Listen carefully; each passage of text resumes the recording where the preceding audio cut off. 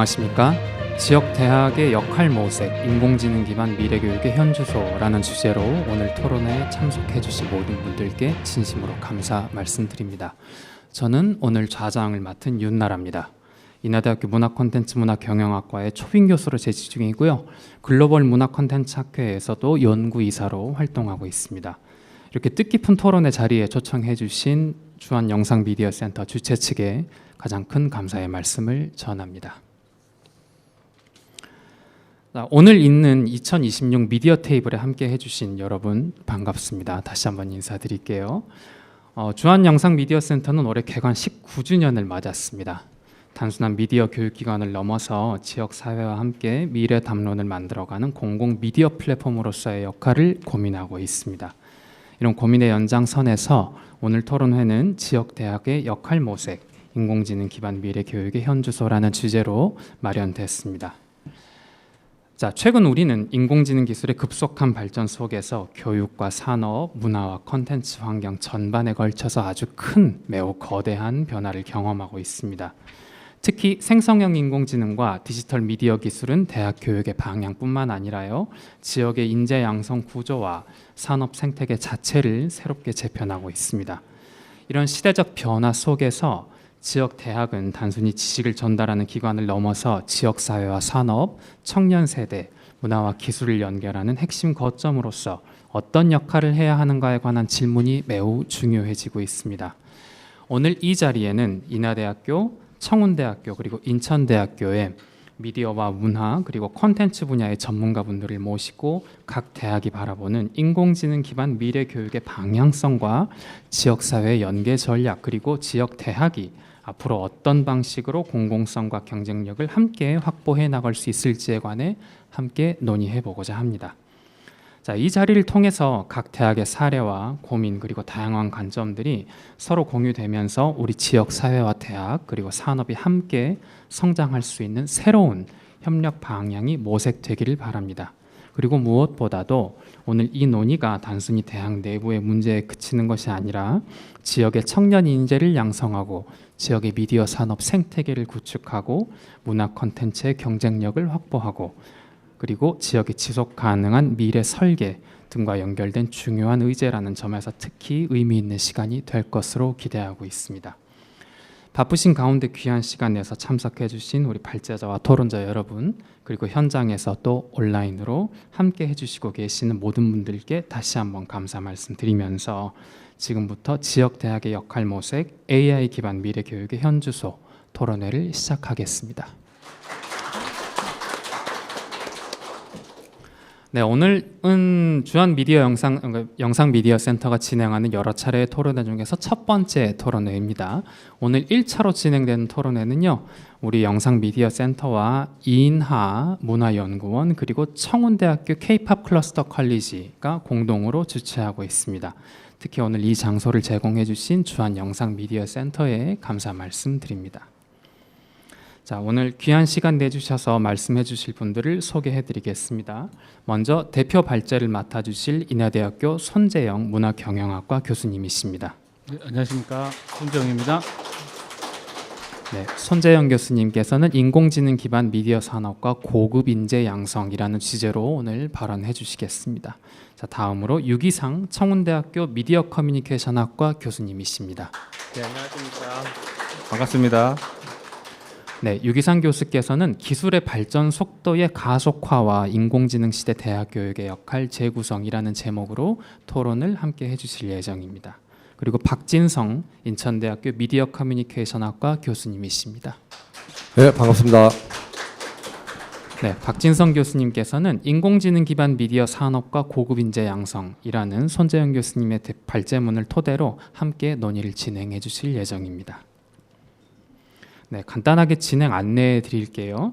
오늘 토론회는 총 약 100분 이내로 진행할 예정으로 현재 되어 있습니다. 손재영 교수님의 발제가 약 25분 정도 예정되어 있고요. 이어서 두 분의 토론이 각 15분 정도씩 총 약 30분 정도에 걸쳐서 진행될 예정입니다. 그런 다음에는 종합토론과 그리고 플로어에 계신 분들의 질의응답을 한 20여 분 정도 가진 다음에 간단하게 정리하는 말씀 드리고 마무리하겠습니다. 질의응답 시간은요, 오늘 플로어에 와주신 분들을 위한 시간입니다. 질문이나 의견이 있으시면 손 들고 언제든지 자유롭게 말씀해 주시면 좋겠습니다. 많은 참여 부탁드립니다. 네, 그러면은 본론으로 들어가 볼게요. 논의를 시작하면 하겠습니다. 먼저 손재영 교수님께서 인공지능 기반 미디어 산업과 고급 인재 양성을 주제로 발표해 주시겠습니다. 예, 오늘 AI 기반 미디어 산업과 고급 인재 양성이라는 제목으로 발제를 맡은 인하대학교 문화콘텐츠문화경영학과 손재영 교수입니다. 자, 오늘 이런 뜻깊은 자리에서 발제를 할 수 있게 되어서 매우 영광으로 생각하고요. 일단 자료를 같이 보시면서 제가 자료에 관한 설명을 드리는 방식으로 발제를 시작하도록 하겠습니다. 예, 일단 제목은 AI 기반 미디어 산업과 고급 인재 양성으로 되어 있고요. 이제 전체적으로 주한 영상 미디어 센터에서 하는 어떤 지역 대학의 역할 같은 것들도 같이 고민을 하면서 이제 내용을 구성해서 여러분과 함께 내용을 나누고자 합니다. 자, 시작하겠습니다. 자, 일단 AI가 미디어 산업에도 큰 영향을 미치고 있다는 것은 이미 주지의 사실이라고 하겠습니다. 우리가 굳이 미디어 산업이라고만 얘기하지 않아도 다른 엄청 수많은 영역에 있어서 AI가 영향을 미치고 있죠. 아마 여기 계신 분들도 아마 챗GPT라든가 아니면 제미나이라든가 하는 이런 것들 많이 들어보셨을 테고 아마 저보다 더 많이 사용하시는 분들도 있으실 것 같습니다. 아마 그 학교에 계시는 분들은 이제 숙제를 하거나 과제를 낼 때도 많이 쓰시는 걸로 알고 있고요. 그러니까 저는 학교에서도 굉장히 권장하는 편입니다. 안 쓸 이유가 없다. 그러니까 제가 생각하기로는 이제 과거에 우리가 도서관에서 정보를 찾던 시절을 지나서 이제 인터넷 시대에 들어서면서 이제 검색 엔진들을 많이 사용하셨잖아요. 근데 그때도 어떤 자료 조사라고 하는 것이 이 도서관에서 좀 더 진지하게 해야 되는 거 아니냐 그런 논의들이 있었지만 사실은 요즘에 이제 구글이라든가 네이버라든가 아니면 각각 찾으시는 그런 검색 엔진을 통해서 자료를 찾고 그것을 기반으로 해서 어떤 새로운 레포트를 만드시거나 하는 일들도 이제 광범위하게 사용하고 계시는 것처럼 AI도 이제 그렇게 우리 삶에 굉장히 많이 스며들어 있는 그런 영역이 되겠습니다. 근데 이제 오늘의 주제인 미디어 산업과 관련해서 말씀을 드리면 제가 서두로 왼쪽에 그림을 그려 놓으면서 어떤 따옴표를 해놓은 것들이 있는데요.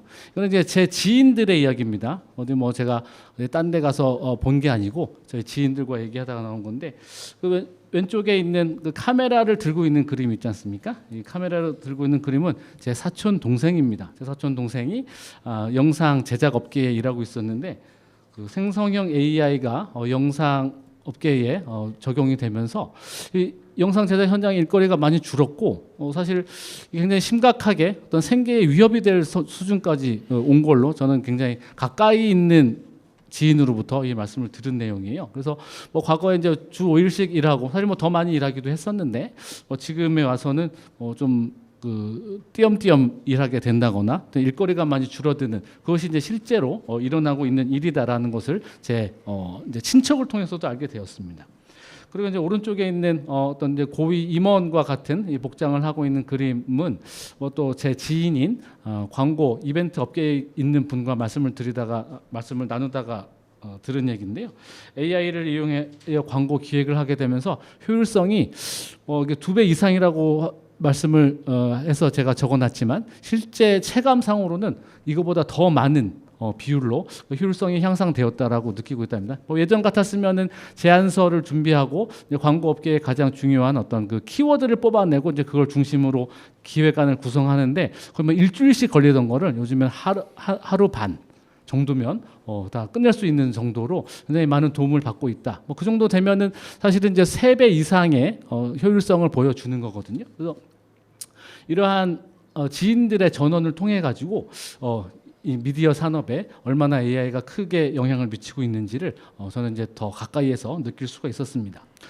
미디어 산업에 AI가 적용되는 현상들을 보면 가장 어떤 근본적으로는 콘텐츠 제작 효율성의 급격한 향상이라는 요인이 있습니다. 그래서 이제 기존에는 우리 사람들이 다 일을 했었던 거죠. 그래서 텍스트를 만들어서 이제 넣는다든지 그 이미지를 디자이너가 그린다든지 아니면 이제 영상을 찍고 그리고 거기다가 음성을 입히고 하는 여러 가지 작업들이 사실 지금 여러분들 그 생활 속에서 간단히 쓰실 수 있는 이 AI 툴들을 통해서 이미 다 할 수 있게 되었습니다. 그래서 이를 통해서 제작 비용과 시간을 줄이고 더욱이 이제 더 나아가서는 개인화된 콘텐츠를 제공할 수 있는 이런 기술까지 도입이 되어서 미디어 산업에 큰 변화를 일으키고 있다라고 할 수가 있겠습니다.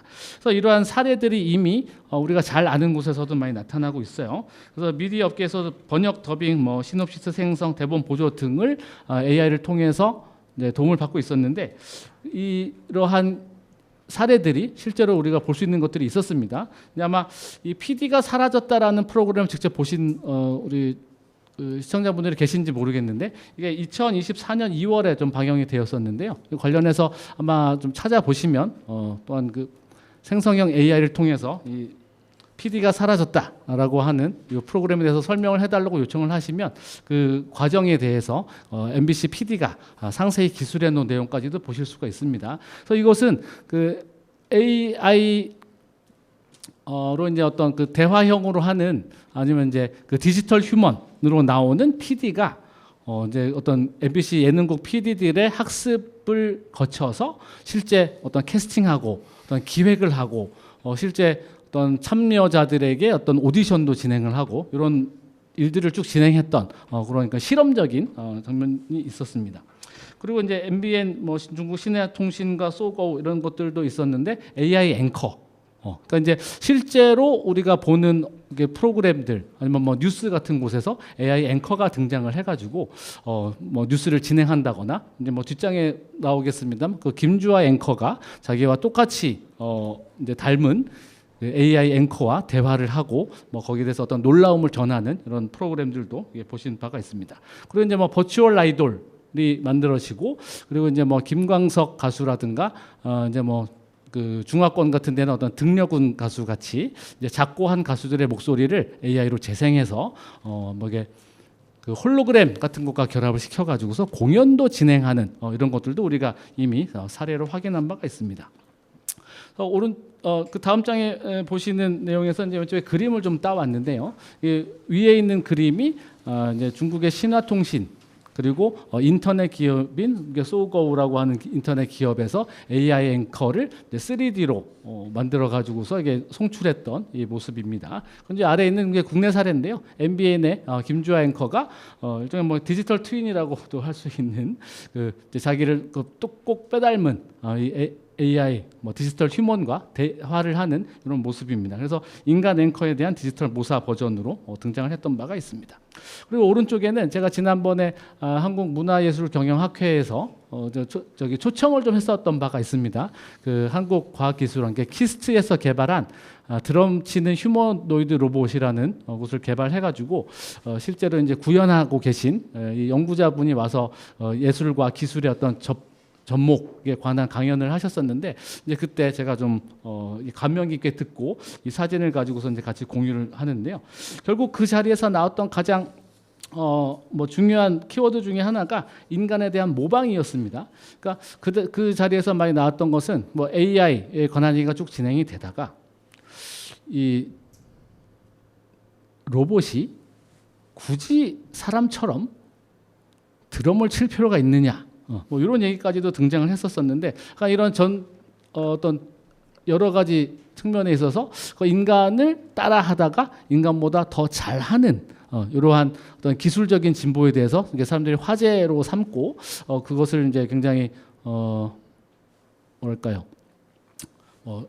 크게 이제 신기해하는 이런 모습들이 많이 보이기도 했었습니다. 그리고 이제 그 아래에 있는 것은 뭐 이것도 비교적 최근 일입니다만 그 뒤에 보시면 이제 소니 AI가 있죠. 이제 소니에서 탁구 치는 로봇을 개발했었는데 사실 이게 그 전까지는 프로 선수들을 이길 수 있었던 이 탁구 로봇을 개발하지 못했었다고 합니다. 근데 이제 그 일본에서 거의 그 1군 선수급들과 대회를 경기를 해서 이긴 그런 것이 그런 사례가 나타나가지고 굉장히 화제가 되었던 이런 사례들입니다.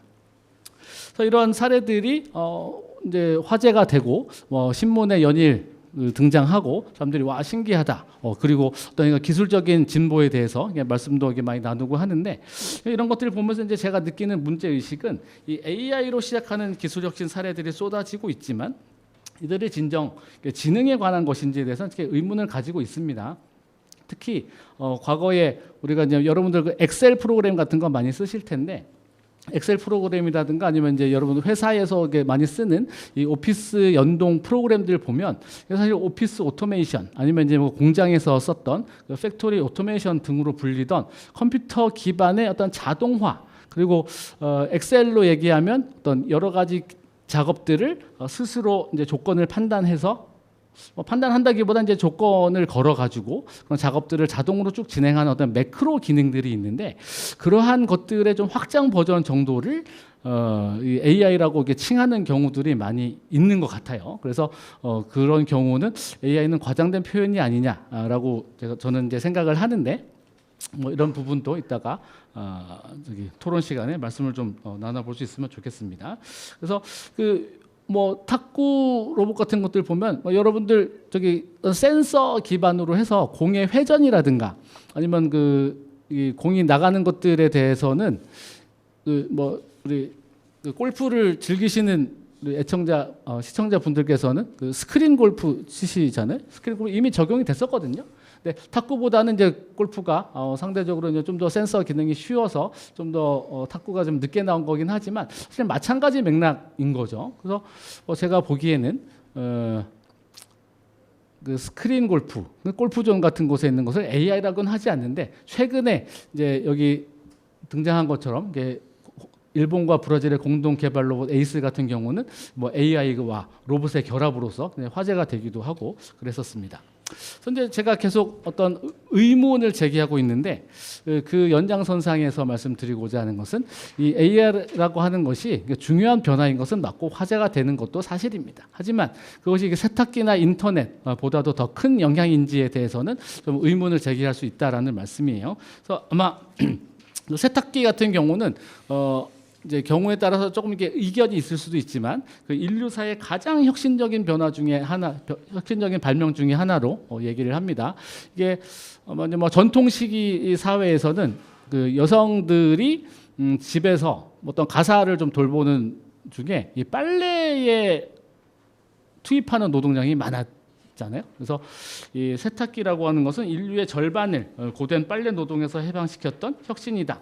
라는 이야기들이 있었고 이게 마찬가지로 인터넷과 PC 뭐 더 나아가서는 여러분들 그 손 안의 컴퓨터라고 할 수 있는 스마트폰이 결합을 하면서 어떤 그 기술 기반의 어떤 커뮤니티들에서는 그 인류사 최고의 아이디어로 꼽혔던 것이 바로 인터넷과 PC의 결합입니다. 그래서 사람들의 소통, 정보 접근, 비즈니스, 사회 형성의 방식들을 완전히 바꿔놓았던 사례이기도 하다. 그리고 뭐 이게 미디어와 연관해서는 지금 이제 우리가 이 자리에서 논의하는 거를 그 유튜브나 아니면 이렇게 인터넷 실시간으로 송출을 하고 있지만 사실 이게 진짜인지 아닌지 이 디지털 신호로 되어 있는 것들에 대해서는 뭐 우리가 믿음은 가지고 있지만 그게 진짜인지는 알 수가 없거든요. 그래서 뭐 가짜 뉴스라든가 이런 문제들이 생기는 것이 그 이제 시뮬라크라고 하는 그 뭐 진짜보다 더 진짜 같은 가짜 뭐 디지털 정보들의 어떤 실제 하는 듯한 느낌 뭐 이런 것들에 관한 문제들을 제기하면서 우리 인류사에 큰 영향을 행사했던 바 있습니다. 그래서 그러한 주장을 저 혼자 생각하는 건가 하고 찾아보다 보니까 뭐 유명한 이 컴퓨터 과학 교수도 그런 비슷한 얘기를 해서 제가 오른쪽에 좀 실었습니다. 이제 뭐 아빈드 나레이아난 교수라는 분이 계신데 AI as 노멀 테크놀로지라는 주제로 해서 AI 발전이 반드시 사회적 영향력 증대로 이어지지는 않는다. 그리고 AI 능력이 아무리 발전해도 실제 사회 조직 에서의 뭐 도입이라든가 혁신 과정은 생각보다 느릴 수 있다라는 얘기들을 했거든요. 근데 그 이유는 기술 자체의 문제라기보다는 인간의 과 제도 변화 속도 때문이다라는 겁니다. 그래서 실제로 뭐 지금 우리가 화제가 되고 있고 여러분들 이제 실제로 체험해 보시면은 깜짝깜짝 놀라는 것들이 있는데 이러한 단기 사용자 급증이 곧 기술 확산의 근거는 아니다라는 주장. 그리고 지금 많은 인류가 하는 것들은 이 실제 단순 사용 경험에 불과하다. 그러니까 보고서 야 신기하다. 어떻게 이런 게 있지? 정말 깜짝 놀랐다 정도인 것이지. 생산성 향상 기여는 좀 미미하다라는 이야기도 하고 있습니다. 그래서 어떤 뭐 실증적 증거로서 이 PC의 도입과 확산과 비교해도 지금 AI의 확산이 그렇게 뭐 혁신적으로 뭐 큰 변화를 일으키는 건 아니다라고 이제 주장을 했던 그런 사례가 있었습니다. 근데 이러한 어떤 기술 충격 그리고 여기에 대한 대응이라는 차원에서 보면 우리가 뭐 미디어 커뮤니케이션을 연구하는 이 학계에서는 여러 차례 이런 사례들이 있었습니다. 오늘 뭐 이렇게 좌장을 맡아주신 윤나라 교수님께서 여기 관련한 이제 저서에서 말씀해 주신 것들 제가 같이 정리를 했는데요.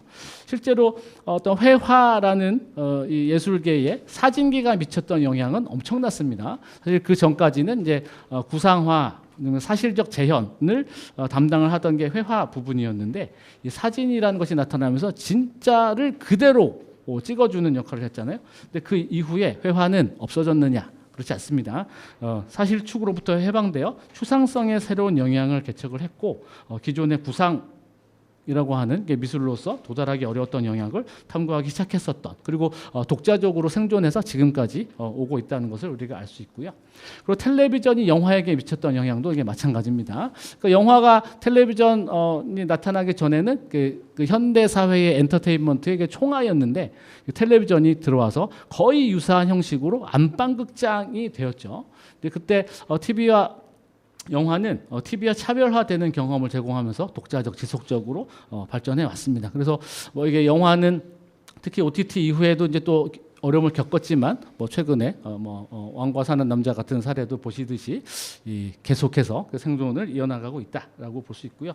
이 메타버스와 현실 세계도 이제 비슷한 관계입니다. 불과 몇 년 전 우리 사회는 메타버스라고 하는 이 논의로 한 차례 큰 화제를 같이 공유했던 바가 있습니다. 근데 제가 이게 호들갑이라고 말씀을 드렸는데 이 AI의 역할에 대해서도 좀 냉정하게 바라볼 필요가 있다. 그래서 이제 반면 교사로서 이 메타버스 열풍 같은 것들을 우리가 다시 한번 회상해 보면 좋겠다라는 생각으로 이러한 사례들을 제가 같이 좀 첨부를 했습니다. 근데 여기에 대한 어떤 이론적인 근거를 제가 하나 이제 찾아서 여러분께 공유하는 것인데 이 미디어를 연구하는 분들이 이렇게 뉴미디어에 관한 이론들을 만들면서 크게 두 가지로 관점을 구분해서 보고 있습니다. 그래서 뉴미디어 그 자체의 새로움과 그것의 새로운 미학을 좀 존중하는 입장이 있고요. 뉴미디어라는 것이 보기에는 새로운 것 같지만 사실 계보적으로 따라가 보면 이전에 있던 것들을 계속 재매게 해온 것들에 불과하다라는 이야기를 하는 분들이 있어서 근데 그것을 통해서 최신의 사례를 해석을 하자면 AI라고 부르는 것들이 뭐 새로운 것들을 나타내고 있다라고 인정하는 분들이 이제 많이 있고 그 화제가 좀 휩쓸려가는 느낌은 있지만 어쨌든 뭐 새로운 어떤 영역을 찾으려는 노력도 분명히 있습니다.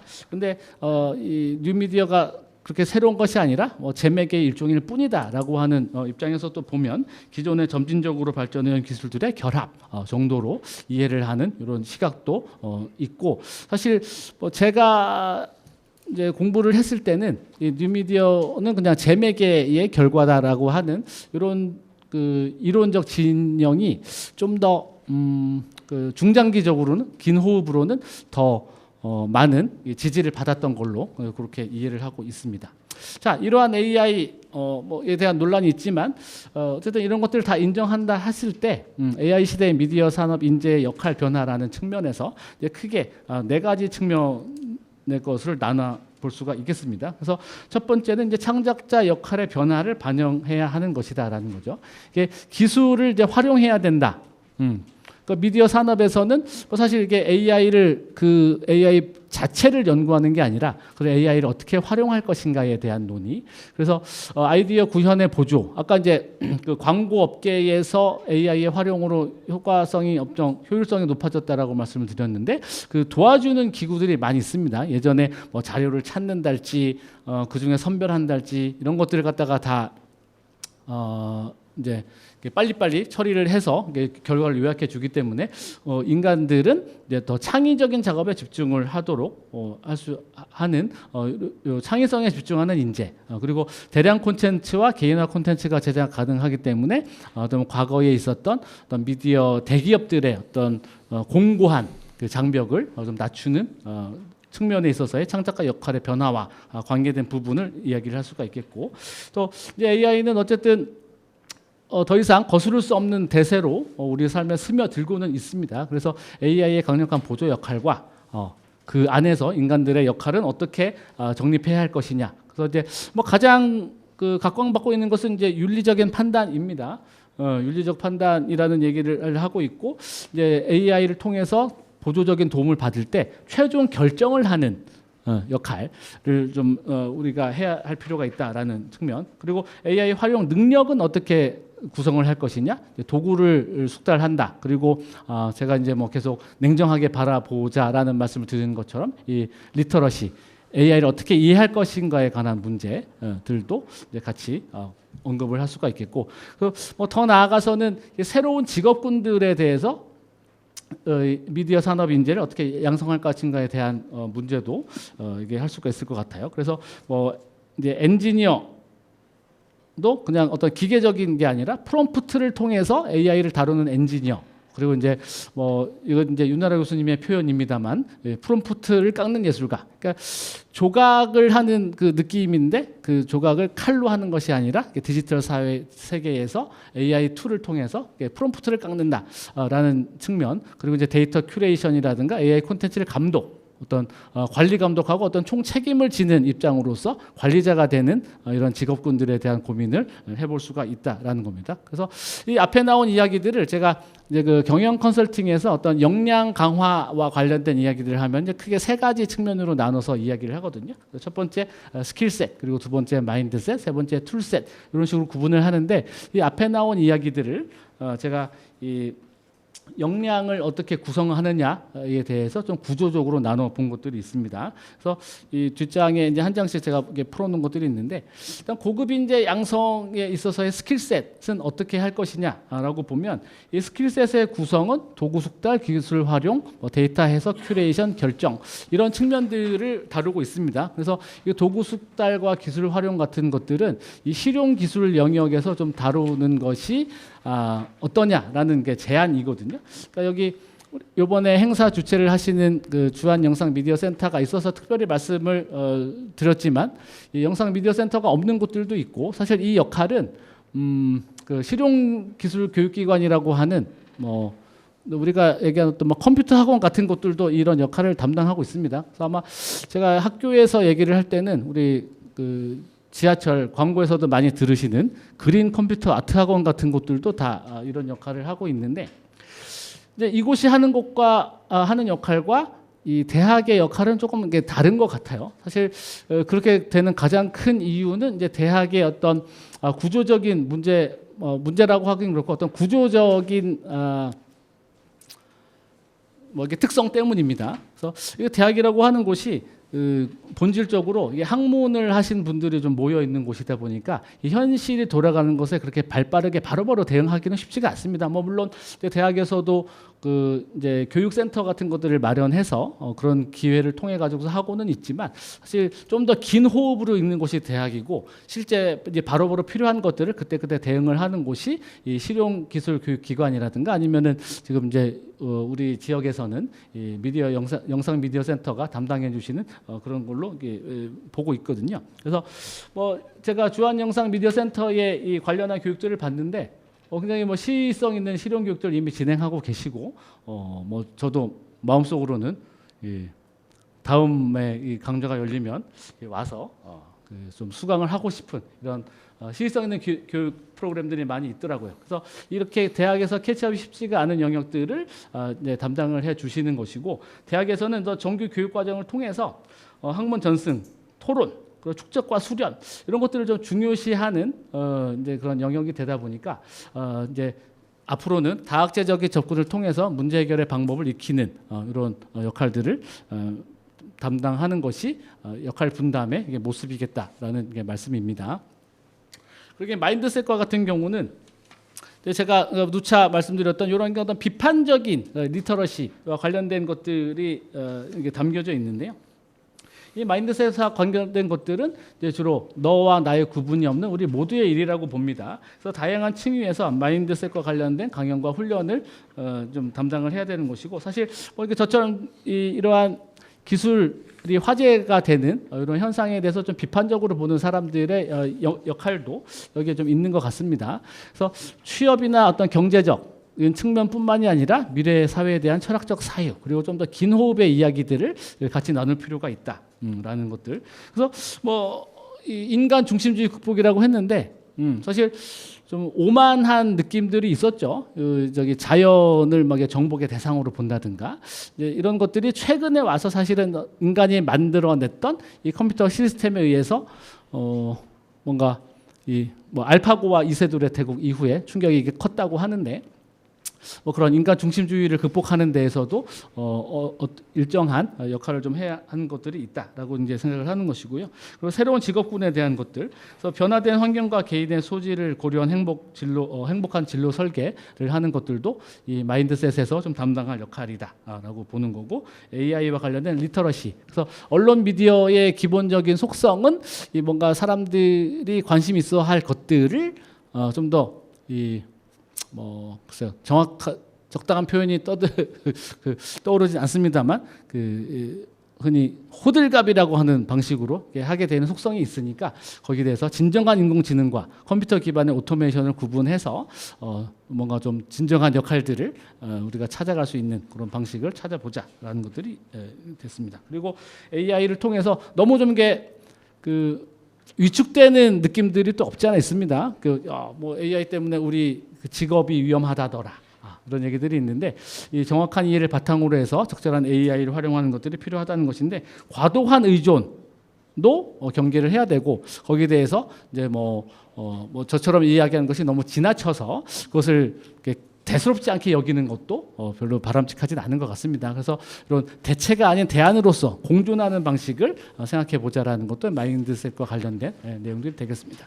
그리고 이제 마지막으로 툴셋인데, 이 툴과 관련한 것들은 이제 어떤 공대나 아니면 이제 뭐 자연과학에서 하는 뭐 이런 역할들과 관계가 있는 것이죠.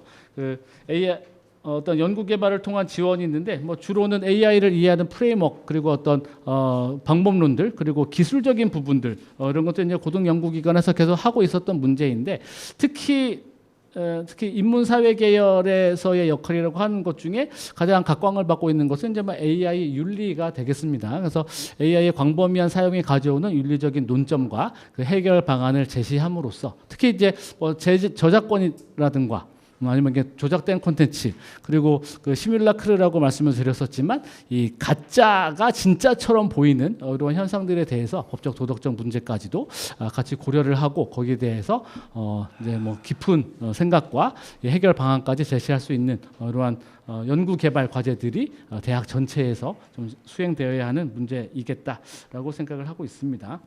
그래서 뭐 여기까지가 제가 준비하고 발제한 내용이고요.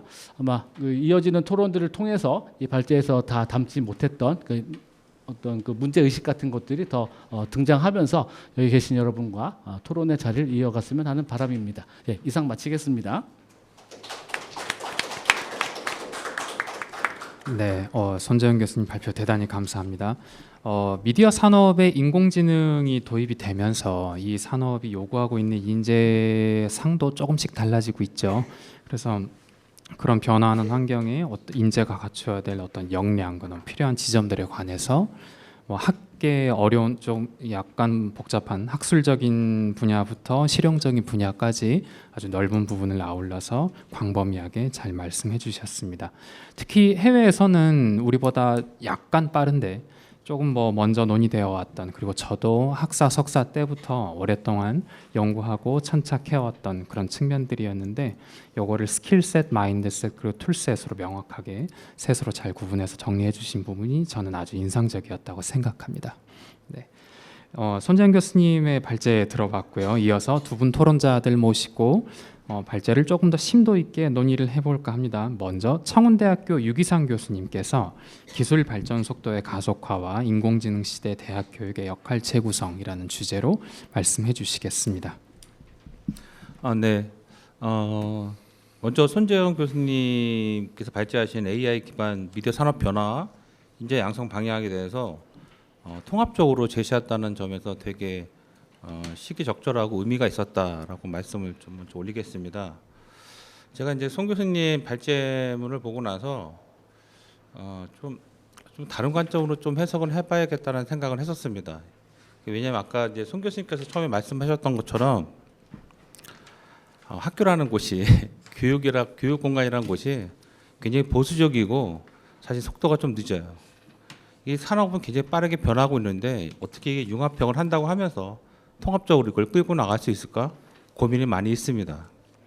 마침 이제 손 교수님께서 말씀하셨던 그런 산업 변화와 인재 양성의 방향 안에서 AI의 등장을 너무 크게 반응하거나 그거에 대해서 너무 많은 것들을 의존하지 않는 어떤 리터러시 중심에서의 자기 결정 뭐 이런 중심으로 이끌어 주신 발제에 대해서는 저도 100% 동의합니다. 다만 미디어를 어떻게 해석하느냐는 좀 다르게 좀 봐야 될 것 같아요. 일단 기본적으로 지금 아까 세탁기 얘기를 해주셨단 말이에요. 저도 그 부분을 되게 재밌게 들었고 또 발제문에서만 읽었었습니다. 저도 가끔 집사람 대신 세탁을 하니까 참 힘들어요. 아, 세탁기가 없었으면 정말 힘들겠구나. 특히 건조대에 올리는 게 너무너무 힘들어요. 위에서 아래로 올리는 게 너무 힘들었습니다. 그래서 세탁기한테 이제 감사한 마음도 사실 들긴 들었어요. 뭐 엘모가 참 좋긴 한 것 같은데요. 다만 이제 뉴미디어를 제 매개로만 해석할 것이냐라는 관점은 좀 다르게 좀 보고 있어요. 왜냐하면 이게 어디서부터를 뉴미디어를 볼 것인가에 대한 먼저 컨디션이 조건이 좀 필요하겠다. 저는 개인적으로 사진부터 뉴미디어로 좀 보고 있는데요. 아날로그 디지털을 좀 경계를 나누기 이전에 미디어의 어떤 기술적인 속성, 그 전제 조건은 기술의 진보가 표현의 진보를 가져왔다고 하는 아주 기본적인 기술사적인 속성이 있습니다. 그것은 지금 선생님들이 쓰고 있는 스마트폰 같은 경우는 MID, 모바일 인터넷 디바이스, LBS, 로케이션 베스트 시스템이라고 하는 굉장히 기술적으로 그 퍼스널리티, 개인한테 집중할 수밖에 없는 기술적인 구조를 갖고 있어요. 그런데 이게 인간의 역사를 크게 바꿨던 기술사 안에서 증기의 발명은 엄청난 거거든요. 그게 이제 산업혁명을 갖고 왔고 심혁명으로 이루어졌는데 그 증기란 거는 열 에너지에서 위치 에너지를 바꿔주면서 사실 대량으로 무언가를 이동할 수 있게 된 거예요. 근데 그때 그 증기를 단 엔진을 단 기차에서 사람들이 보는 풍경은 그 전까지 보던 풍경과는 완전히 다른 풍경이었어요. 그래서 이거는 뭐 아르나님도 얘기하고 있지만 시지각에 엄청난 변화를 가져다 줬거든요.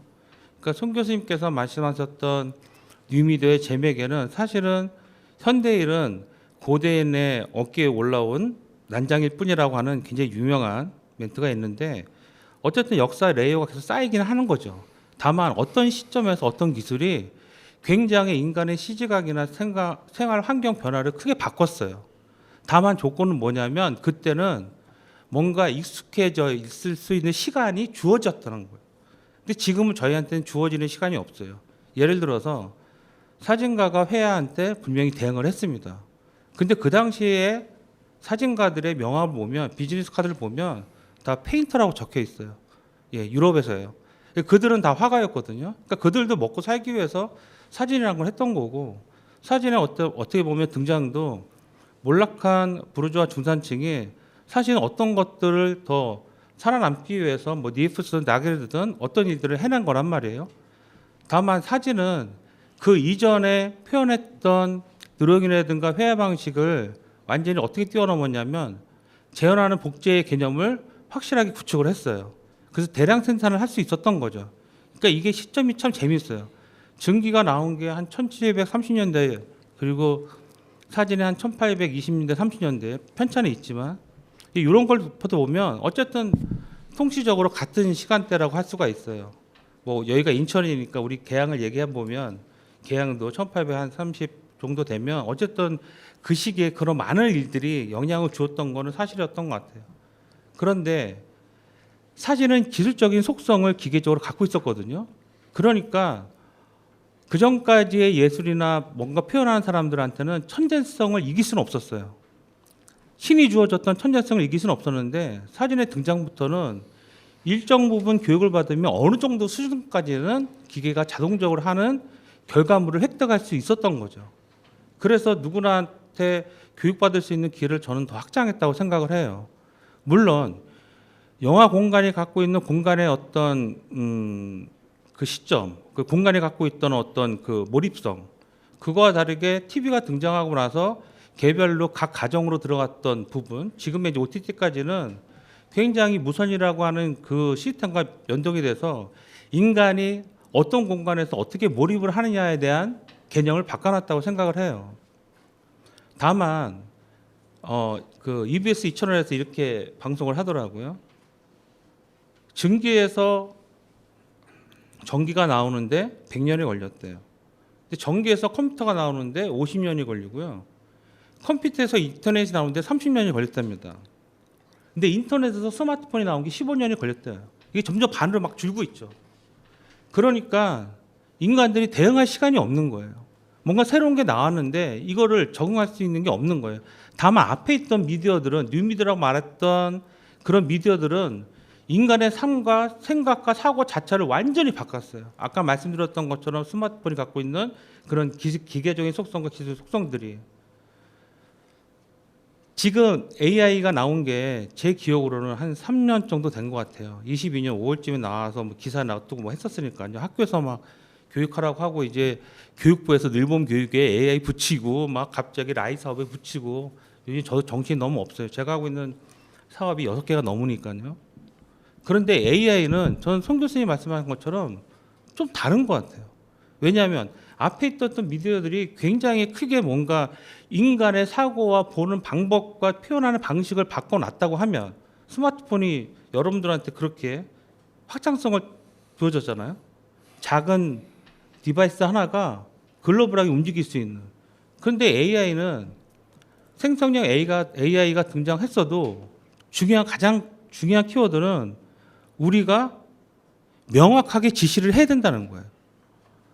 그러면 이 친구가 그 전까지 있었던 제작 방식, 프로덕션 방식을 완전히 뛰어넘어서 뭐냐?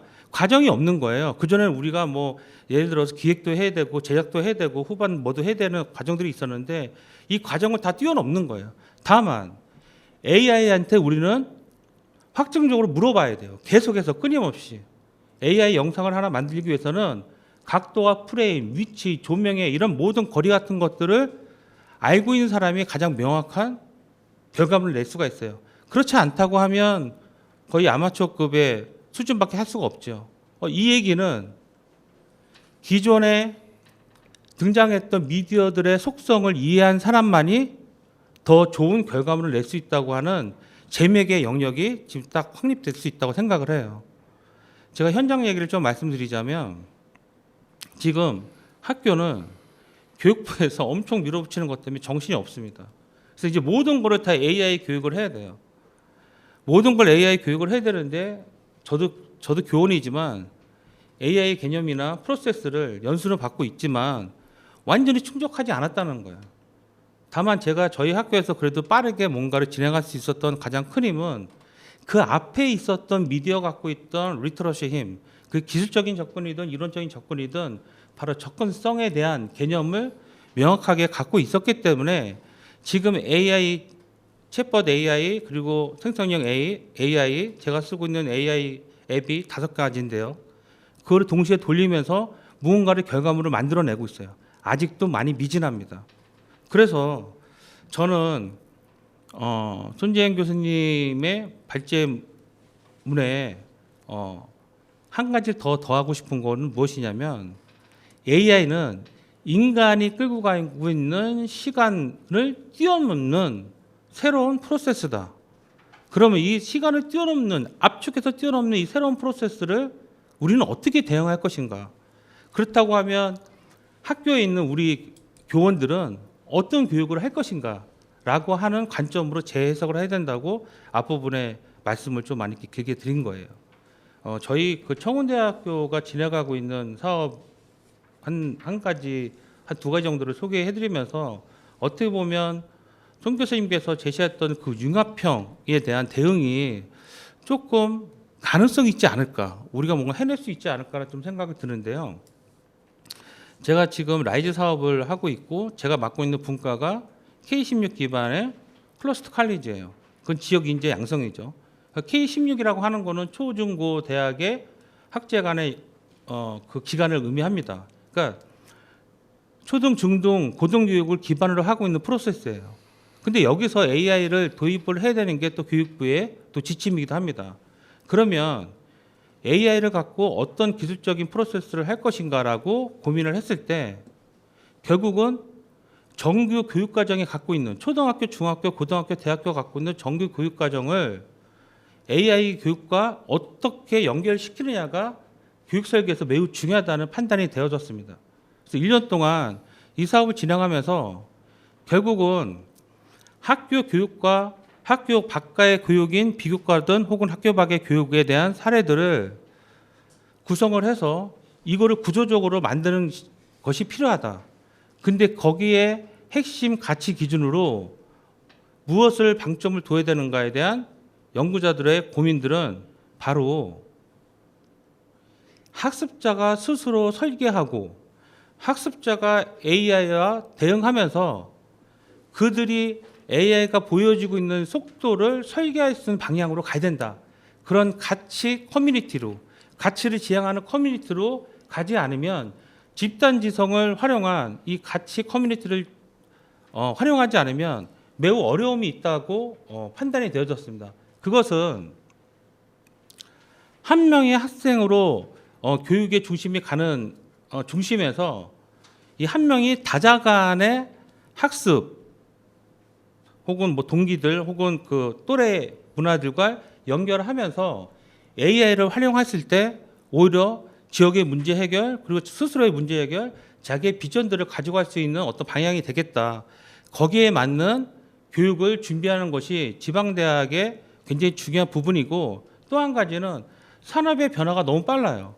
근데 그 변화를 너무 많이 쫓아가기 위해서 급속도로 학교가 많은 것들을 개선하거나 바꾼다고 했을 때 거기서 오는 리스크가 너무 크기 때문에 저는 역으로 학습자 스스로가 설계할 수 있는 방향으로 교수들이 퍼스널 데이터의 역할을 해준다고 하면 송 교수님이 말씀하셨던 이런 융합형의 교육의 의미가 더 구현되고 제시될 것이라고 생각이 되어집니다. 이상 토론을 마치도록 하겠습니다.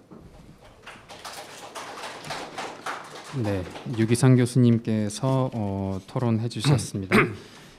인공지능 기술이 우리 사유와 인식의 방식을 변화시키고 있다고 언급하신 부분에 일단 제가 먼저 공감을 했고요. 그리고 대학이 사고와 학습을 설계하는 플랫폼으로 조금 전환되어야 될 필요가 있다고 말씀하신 걸로 저는 이해했는데 그 부분에도 크게 공감하고 있습니다. 사실 오늘 저를 비롯해서 여기 앞에 계신 분들이 전부 다 이렇게 학교에서 수업을 하고 있는데 저도 수업하면서 그게 굉장히 큰 고민이에요. 이었던 것이 아니라 여전히 진행 중인 고민입니다. 특히 유 교수님께서 말씀해 주신 그 부분 중에서 학습자가 스스로 주도적으로 가치를 창출할 수 있도록 선생이 좀 이렇게 어시스트, 저는 제가 수업할 때는 프로젝트 매니저 역할을 한다라고 저는 학생들한테 이야기를 하는데 특히 그 부분을 함께 짚어주신 부분이 특히 인상적이었습니다. 네, 이어서 인천대학교 우리 박진성 교수님께서 또 토론의 발제, 손재영 교수님의 발제를 직접적으로 또 한마디 진단을 해주시겠습니다. 말씀 청해 듣겠습니다. 예, 제가 오기 전에 뭐 여기 나와 있듯이 정리한 글이 있는데 그 글의 내용을 소개하는 것은 크게 의미가 없다는 생각을 방금 하게 됐어요. 그래서 지금 떠오르는 생각을 좀 생동감 있게 전달하는 방식으로 그렇게 진행해 보겠습니다. 10분. 네. 일단 발표는 저는 너무 좋았습니다. 몇 가지 점에서 특히 좋았습니다. 예, 제가 대학에서 근무를 하고 또 이제 제가 속해 있는 대학 그리고 인접 대학들 이렇게 돌아다니면서 AI를 어떻게 대학 교육에 반영하고 있는지에 대해서 이 사례들을 직접 뭐 기획하기도 하고 참여하기도 하고 이러다 보면서 느낀 점이 뭐냐면 이게 역시나 또 속도 경쟁으로 가고 있구나. 누가 더 빨리 교육 프로그램을 빨리빨리 내놓아 가지고 학생들을 빨리 참여시켜서 뭐 참여율 몇 % 이런 거 데이터로 입증하고 이런 경쟁을 하고 있구나.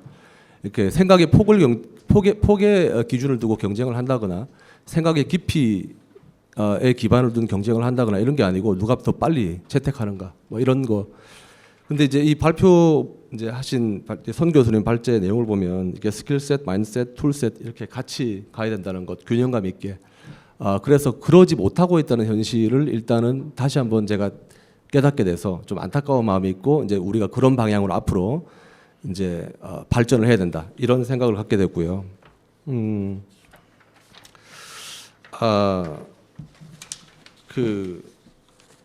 지금 여기 오면서 여기 발제를 들으면서 또 어떤 생각이 떠올랐습니다. 이게 여러분들 카페에 가시면 좋은 음악 좋게 들리는 음악들 이렇게 나오죠. 커피 한잔 하면서 이렇게. 그러면 이게 되게 분위기 있는데 무드 있는데 이런 생각을 하게 되지만 맛있게 커피 한잔 하고 집에 오는 순간 다 까먹습니다. 예, 왜냐하면 그렇게 틀어대는 음악 중에 AI가 만든 음악, 카페에 어울리는 무슨 뭐 은은한 재즈 작곡해줘 하면은 금방 만들거든요. 그리고 저작권 이런 것도 문제가 없죠. 그러니까 근데 지금 그럴싸해요. 근데 그럴싸하지만 기억나는 멜로디 하나, 기억나는 리듬 하나도 없습니다. 그냥 그저 나서는 순간 까먹어요. 비슷한 현상이 우리가 교육 현장에서도 볼 수 있는데 제가 광고 기획, 광고 제작 이런 거를 강의합니다. 기획서를 만들려 그러면 한 10년 전과 비교해 보면 확연히 나아졌어요. 어떤 면에서 나아졌는가? 기획서처럼 보이는 문서를 작성해 옵니다. 뭐 형식, 흐름, 구조, 뭐 사용하는 워딩 이런 모든 것들이 광고 기획서처럼 보여요. 광고를 만들어 오라 그래도 15초 광고, 30초 광고, 광고처럼 보입니다. 그런 면에서 훨씬 나아졌어요. 그런데 별로 나아진 건 없는 부분도 있습니다. 뭐냐? 그래서 하고 싶은 말이 뭐냐? 알맹이가 뭐냐? 기억에 남길 만한 한마디 카피는 뭐냐? 이런 면에서는 나아진 것이 없거나 오히려 더 뒤떨어지기도 합니다. 이제 하고 싶은 말이 뭐냐 하면은 알맹이는 도대체 우리가 어떻게 만들 수 있는가? 음악으로 따지면 기억나는 리듬, 기억나는 멜로디, 광고로 따지면 기억나는 메시지는 도대체 어떻게 만드는 것이냐? 이게 AI가 할 수 있는 일인가에 대한 본질적인 의문이 필요합니다. 제가 지금 현재 학생들을 데리고 광고기획 공모전에 나가고 있는데 주제는 뭐 여러 가지 소주제가 있는데 그 중에 하나가 노인분들이 우유를 더 마시게 어떻게 우리가 광고를 통해서 유도할 수 있는 것인가. 그 주제를 학생들이 가지고 하고 있는데 그러면 노인들이 평소에 자신들이 뭘 먹고 자신들이 뭐 운동을 해서 어떻게 건강해지고 싶고 노인과 노인의 건강에 대한 깊이 있는 이해가 필요하겠죠. 노인들이 평소에 내 건강 문제에 대해서 어떤 고민을 하고 있고 어떤 생각을 가지고 있고 그걸 언어로 어떻게 표현하는가 이런 것에 대한 깊이 있는 이해가 필요합니다. 그래서 학생들 중에 특히 어떤 학생 같은 경우는 너무너무 조사를 잘 해왔어요. 제가 우리 반에서 제일 좋아하는 학생 중에 한 명인데 정말 조사를 잘 해왔습니다. 그런데 그 학생이 저한테 이런 질문을 하는 거예요. 이런 질문을 듣고 저는 너무 기뻤습니다. 오늘 주제랑도 관련 있는 것인데 그 학생이 물어보더라고요. 제가 노인의 건강에 대한 여러 가지 이제 AI도 이용하고 등등 자료 조사를 해서 이렇게 정리해 왔는데 이게 정말 노인분들이 자신의 건강 문제에 대해서 하는 진짜 고민을 담고 있는 건지에 대해서 확신이 안 선다는 거예요. 그 질문 참 좋지 않습니까? 저는 정말 기뻤어요. 그러면 학생은 그 확신을 가지려면 학생이 어떻게 해야 된다고 생각해? 라고 물어봤어요. 그러니까 답을 못 하더라고요. 저도 모르겠어요. 어떻게 하면은 이게 정말 노인분들의 고민을 담고 있는 건지 내가 판단할 수 있을지 그걸 모르겠대요. 모르는 게 너무 당연하죠. 쉽게 할 수 없는 겁니다. 그것은 우리가 이게 이제 저는 50몇 년을 살았고 그 학생은 20몇 년을 살았는데 그간 살아오면서 노인을 다룬 영화, 소설, 시, 문학 작품들, 뭐 노인이 등장하는 광고, 그리고 더 중요한 것은 우리 집에 있는 부모님, 그리고 우리 집에 있는 또는 있지 않는 그런 할머니 할아버지랑 그간에 나눈 대화들, 같이 했던 시간들. 그래서 내가 그것에 대해서 생각해본, 고민해본 어떤 생각과 고민의 총량, 그것이 결정하는 것이거든요. 근데 이것을 우리는 인문학적 상상력, 인문학적 성찰력이라 그럽니다. 인문사회적 성찰력. 이것이 핵심입니다. 이것이 없으면 가령 뭐 정서적, 노인의 정서적 뭐 교감을 불러일으키는 그런 광고를 만들겠습니다. 그래서 만들어낸 광고물이 실제 노인으로부터 노인의 정서적 공감을 불러일으키는지 어떻게 알아요? 내가 노인에 대한 이 인문학적 성찰, 상상력 이런 것이 없으면 판단할 수 없는 거죠. 그래서 결론이 뭐냐 하면 예전에는 15초짜리 광고 또는 뭐 30페이지짜리 광고 기획서 또는 음악처럼 들리게 하는 어떤 멜로디와 리듬의 조합 이런 것들을 만들어내는 것 자체가 쉽지 않았어요. 우리가 기술 진입장벽이라 그러는데 높았죠. 그러니까 카메라 다루는 방법, 뭐 음악 미디 사용하는 방법 이런 것 자체를 익히는 것 자체가 힘들었기 때문에 그것만 가지고도 경쟁력이 있었어요. 음악처럼 들리게 하는 거 기억나진 않더라도. 그런데 지금은 그런 것들의 그런 어떤 기술이 가지는 어떤 어떤 경쟁력이 거의 제로로 수렴하고 있죠. 이제는 손가락 까딱하면 누구나 그냥 5초 만에 만들어 버리니까. 근데 그럼 진짜 경쟁력은 뭐냐? 아까 제가 말했던 거인 것 같아요. 누가 노인에 대해서 더 깊이 있는 사고를 할 수 있고, 누가 인간의 귀를 열리게 하는 눈이 뜨이게 하는 그런 리듬 패턴과 멜로디를 더 깊이 있게 분석하는가. 그게 제가 말한 알맹이입니다. 알맹이. 인문 사회에 대한 성찰력에 기반한 알맹이를 만들어낼 수 있는 능력. 누군가는 뭐 그걸 전략적 사고 능력이라고 그러고 누군가는 뭐 창의력이라고 그러고 이름이 무엇이든 알맹이를 만들어낼 수 있는 능력. 그러면 이제 한 가지 숙제는 그거죠. 본질적인 숙제는 대학 교육에서 그러면 그런 알맹이를 만들어낼 수 있는 능력을 어떻게 길러낼 수 있는가.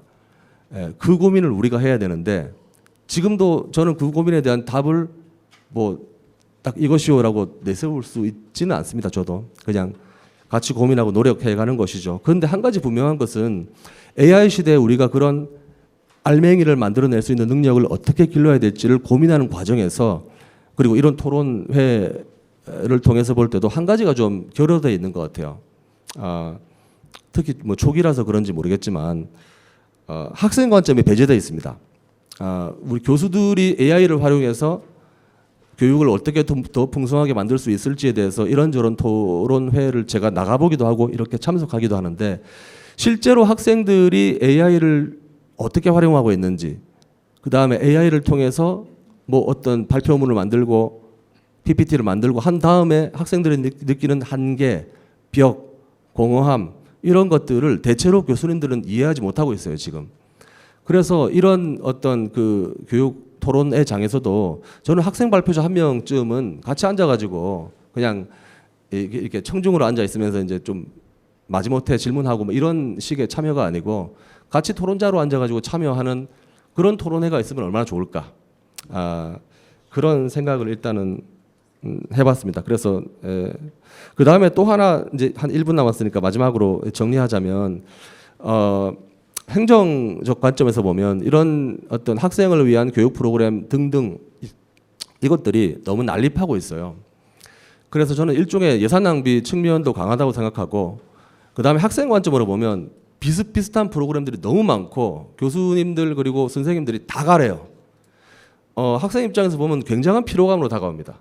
그래서 그런 것들을 조정할 수 있는 뭔가 헤드쿼터 기능을 할 수 있는 그래서 지금 이 손 교수님이 발표하신 스킬셋, 툴셋, 마인드셋이 고르게 함양될 수 있는 그런 어떤 교육 프로그램의 역할 분배를 누가 할 수 있을 것인가에 대해서 교육 당국에서도 고민을 해야 되고 그 다음에 국가 차원에서 그 다음에 지역 단위에서도 누군가는 고민을 해서 뭐 협의체를 만들든지 어떤 방식으로든 이걸 조율하려는 노력을 분명히 누군가 해야 돼요. 안 그러면 이렇게가 아니고 어쨌든 어떤 국가적인 차원에서 어떤 예산이 낭비되고 그에 비해서 교육적 효과는 너무 떨어지는. 왜냐하면 피곤하거든요.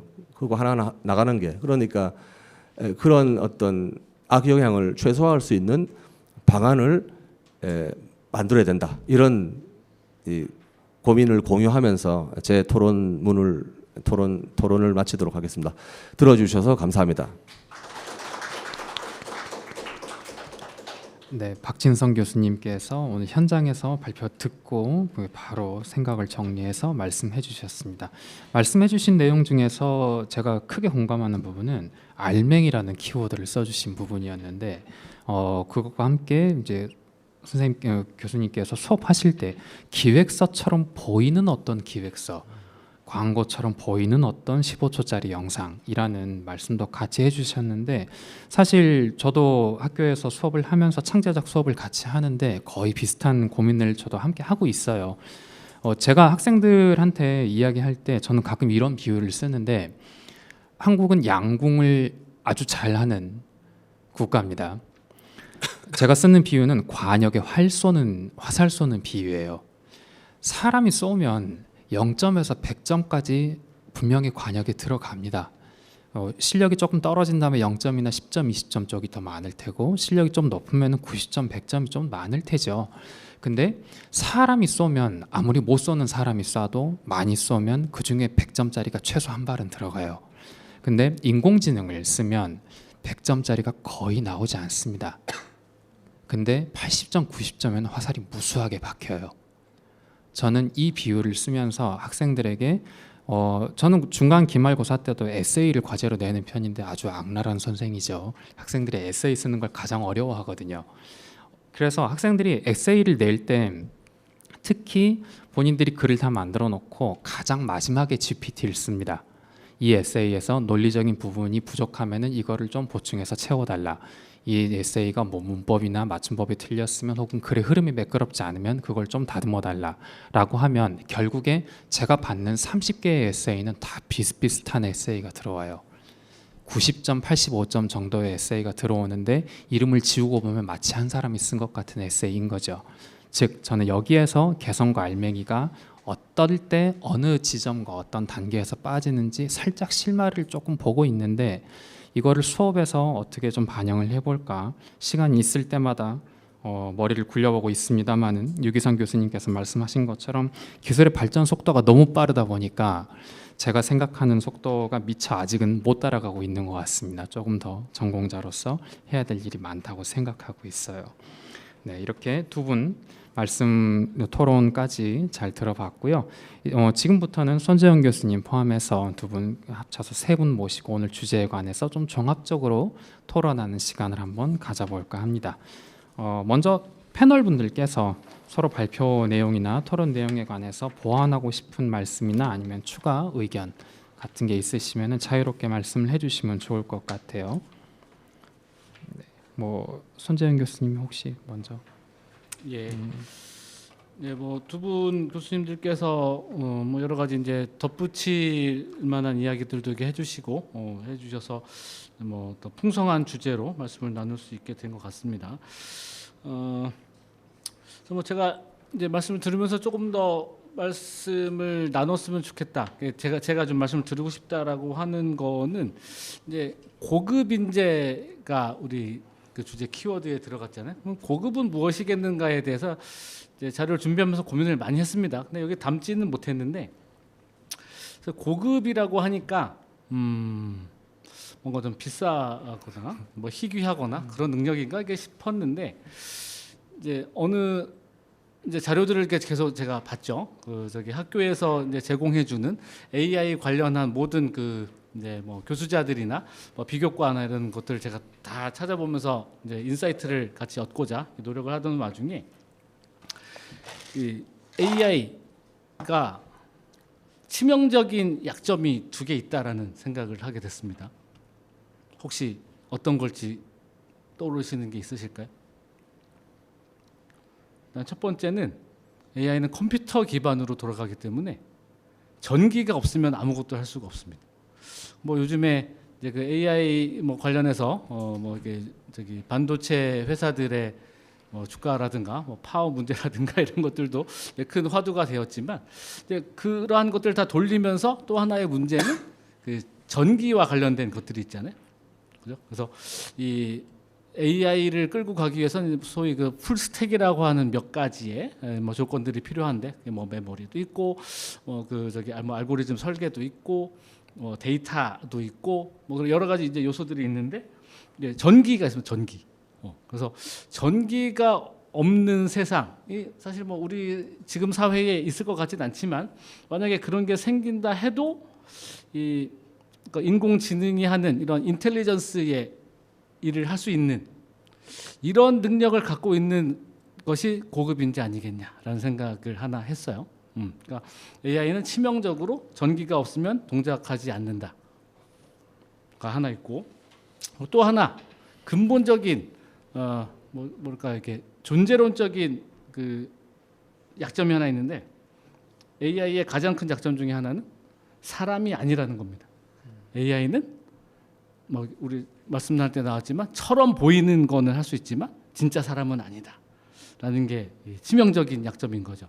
그래서 이제 제가 AI 관련한 논의를 진행할 때 이제 학생들이랑 같이 얘기를 하는 것 중에 하나가 아니 사실 그 알파고와 이세돌의 그 대국은 뭐 이세돌이라는 그 프로 기사가 이제 인류 대표였기 때문에 문제가 된 거긴 했지만 우리 일반인들 입장에서 보면 컴퓨터한테 바둑으로 진 적이 엄청 많아요.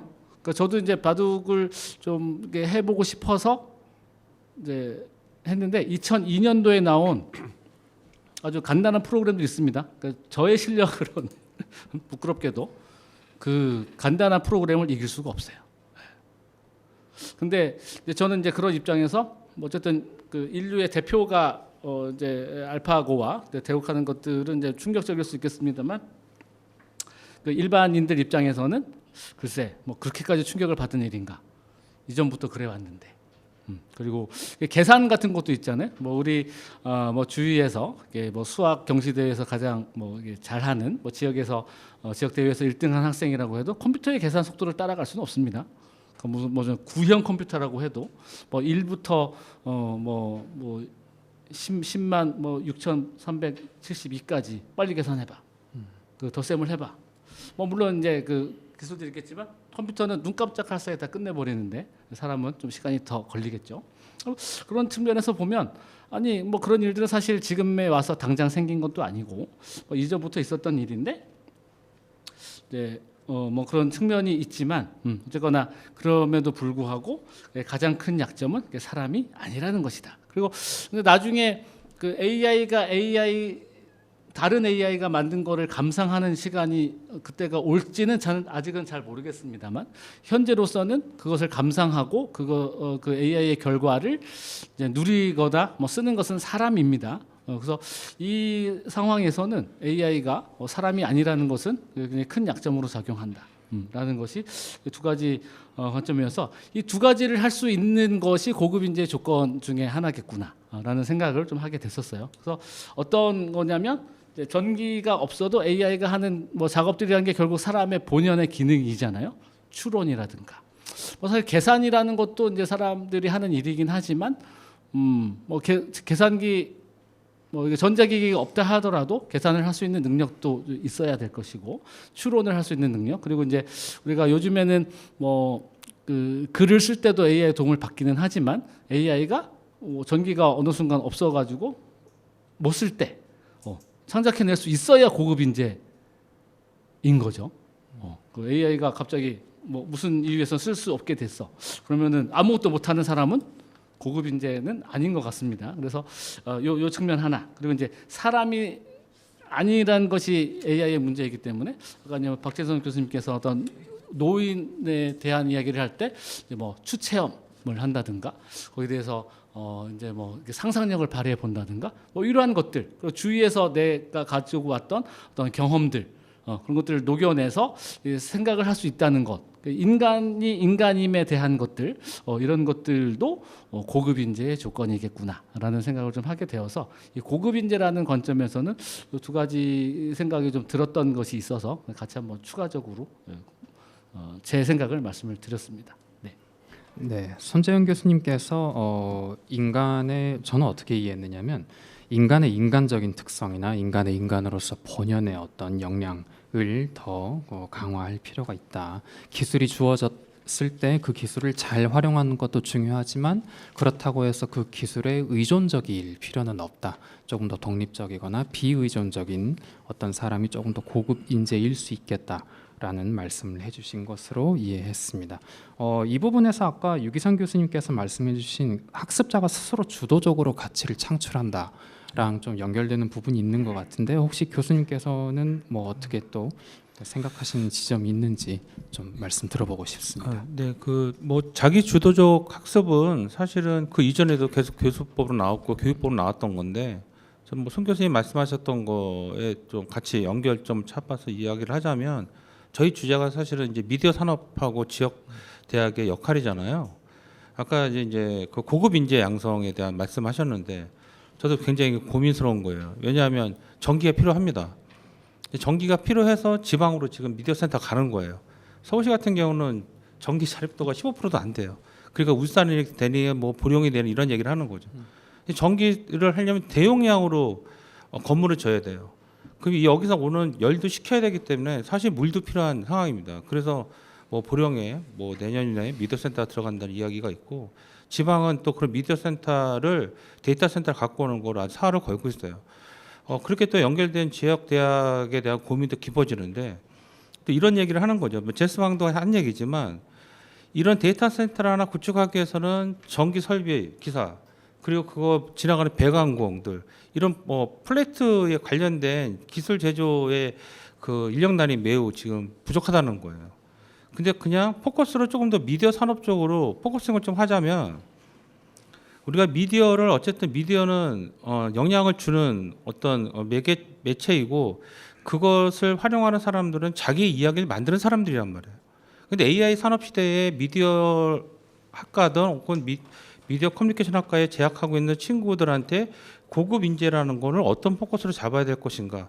오히려 산업구조는 화이트 칼라가 했던 역할들을 AI가 뺏어가고 있다고 얘기하는 지표가 나와 있고 오히려 블루 칼라라든가 이런 쪽에 있는 분들에 대한 역할이 더 뭐 산업구조에서는 나오고 있는 상황에서 사실은 저희 청운대만 하더라도 충남하고 인천에 같이 있거든요. 이원학 캠퍼스인데 충남의 6대 정책 중에 하나가 뭐 전지라든가 수소라든가 이런 반도체, LED 다 아산 쪽이 있기 때문에 근데 과연 그쪽에서 아주 그 뛰어난 브레인들을 우리 청운대학교에 요구하겠느냐라고 하면 저희들 교원들은 고민이 깊어지죠. 그렇다고 산업 기반의 기술자들, 학생들 양성한다는 것도 사실은 지방대학이 갖고 있는 또 한계점도 있기 때문에요. 그래서 저는 이 고급 인재를 결국은 아까 손 교수님도 말씀하셨지만 전기 재정 자립도가 있는 지역으로 갔을 때 다 지금 데이터 센터 네이버나 이런 애들은 다 서울에 있는데 이 물리적인 거리도 꽤 있을 거예요. 물론 뭐 인터넷이나 이런 거를 통해서 하겠지만 인적 구성이 갖고 있는 게 있거든요. 그러니까 온라인 상황이 갖고 있지 못하는 오프라인만의 특성이 있어요. 그게 어떤 집단지성이라든가 이 인간이 갖고 있는 문화, 아까 박 교수님 말씀하셨던 그들만의 어떤 문화들, 뭐 자기 결정이라든가 선택하는 문화들이 분명히 필요하다고 생각합니다. 그런 면에서 미디어 파트에서 미디어 산업 부분에서 고급 인재는 사실은 제작하는 프로세스를 AI가 한다고 하면 이 AI를 활용해서 더 좋은 퀄리티의 미디어의 어떤 컨텐츠를 만들 수 있는 설계자 그리고 그 기술의 시간보다도 오히려 그 기술의 시간이라는 것은 빠르게 변화하겠죠. 하지만 결국은 인간 사회에 필요한 어떤 것들로 환원될 거라고 저는 생각을 해요. 그렇다고 하면 궁극적으로 아까 박 교수님 말씀하신 거나 손 교수님 말씀하신 것처럼 자기 결정을 통해서 자기가 말하고 싶은 이야기를 어떻게 생성할 것인가. 그러면 AI도 충분히 자기의 이야기할 수 있는 파트너로서 성장시킬 수 있다고 저는 생각을 하거든요. 어차피 활용을 해야 된다고 하면.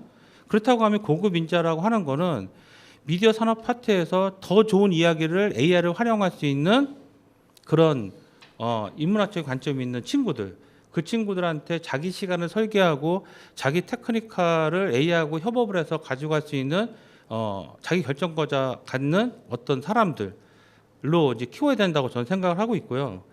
그리고 또 미디어 산업 부분에서 있어서의 AI가 되게 많이 지금 이제 콘텐츠를 만드는 이런 걸로 이제 확산을 하고 있는데, 사실은 아까 송 교수님이 하신 말씀에 저는 조금 한 가지는 동의하지 못하는 게 있어요. 왜냐하면 아직은 인간답지 않다고 하지만 이제 피지컬 AI가 지금 완전히 전 세계적으로 대세가 와 있고, 그러면 인간을 뛰어넘는 AI가 나올 거라 생각해요. 일종의 인간과 비슷한 어떤 유형이, 그러니까 생성형 AI라는 거는 인간의 그 지능을 뛰어넘는 어떤 대단한 몰입감을 가진 프로세스라고 저는 생각을 하기 때문에, 인간을 뛰어넘는 어떤 시점에 그 시점의 교착점이 우리한테 올 수도 있겠다.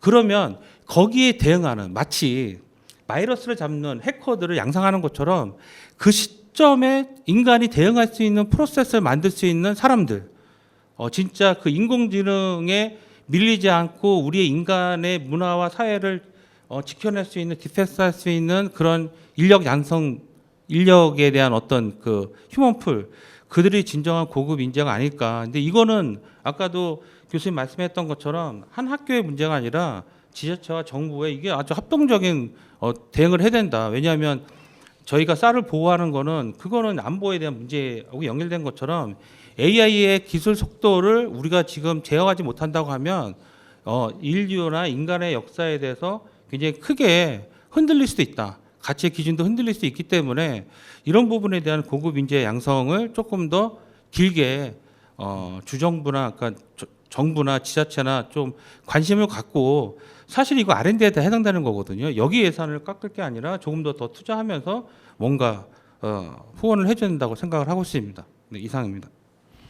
네, R&D 정부 예산 그리고 뭐 국책 정책까지 함께 아우르는 게 되게 큰 이야기를 해주셨어요. 유기상 교수님께서 말씀하신 내용은 제가 이해하기로는 인공지능이 어떻게 발달하든지 간에 인간 고유의 특질을 우리가 인간으로서 어떻게 하면 조금 더 보존하거나 더 잘 반영할 수 있을지, 그리고 이걸 할 수 있는 사람이 어쩌면은 고급 인재일 것이다 라고 말씀을 해주신 것 같은데, 말씀 중에 좋은 키워드들을 이렇게 적절하게 잘 제시를 해주셨어요. 자기 결정, 뭐 자기 이야기를 담을 줄 알고 각 스스로의 독창적인 아이디어를 낼 줄 아는 사람들이 좋은 인재가 될 것이다 라고 말씀을 해주셨는데, 이 부분에서 아까 전에 박진성 교수님께서 말씀해 주셨던 뭐 개성이나 알맹이, 인문학적 성찰 이런 부분이랑 자연스럽게 연결이 될 것 같습니다. 박진성 교수님께서도 혹시 뭐 한 말씀 첨언하시 좀 해주시면 좋을 것 같아요. 예, 뭐 크게 두 가지 방향성을 생각하고 있는데요. 예, 아까 이제 그 논의의 연장선에서 이제 조금 더 확장해 보자면, 그래서 결국은 두 가지로 요약할 수 있을 것 같습니다. 이게 컨텐츠 산업 측면에서 보면 컨텐츠 제작을 위한 어떤 지적 기반, 기술적 기반 이런 것들을 학습하는 데 들어가는 시간은 많이 줄어들었죠.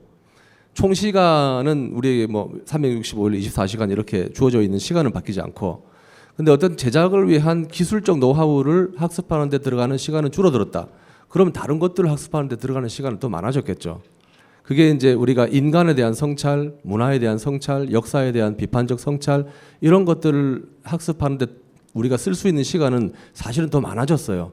우리가 너무 바쁘게 살다 보니까 시간이 없는 것처럼 느끼지만, 그런 본원적인 성찰을 하는데 우리가 쓸 수 있는 시간은 더 많아진 거거든요. 그러니까 이 시간을 어떻게 이제 그래서 그런 쪽 역량을 강화하는가, 이 사실은 늘어난 시간, 줄어들었다고 생각하지만 사실은 늘어난 시간을 어떻게 활용해서 그런 본원적 문제에 학생들이 더 깊이 고민해 보게 유도할 수 있을 것인가, 그게 첫 번째가 있고요. 또 하나는 이제 우리가 제작 기술을 익히는 데 들어가는 시간과 노력이 줄어들었단 말은 시행착오를 할 수 있는 기회가 더 많아졌다는 뜻입니다. 그래서 누구나 내가 창의적인 생각만 있으면 일단 만들 수가 있잖아요. 그러니까 더 많은 학생들이, 그리고 더 많은 지역민들이 우리 마을의 이야기, 우리 학교의 이야기, 우리 세대의 이야기 들을 컨텐츠화 해가지고 시행착오를 겪을 수 있는 장을 열어줘야 됩니다. 이게 학교에서도 열어줘야 되고, 그다음에 이런 미디어 센터도 너무 훌륭한 적이고 그 플랫폼이고, 국가 차원에서, 지역 차원에서, 학교 차원에서 이 컨텐츠 산업에 관심 있는 학생, 지역민들, 교육자들이 모여서 아이디어 쏟아내고 만들어내고 실패하고 수정하고 다시 내놓고 좋은 반응 이끌어내고 할 수 있는 무대를 만들어줘야 된다는, 허브, 무대, 뭐라고 부르던 그런 거를 누가 잘 만드는가, 어느 지역에서 더 잘 만드는가, 어느 교육기관이 더 잘 만드는가, 여기서 승부가 갈릴 수 있다고 저는 생각합니다. 이 두 가지 방향성을 저는 생각해봤습니다.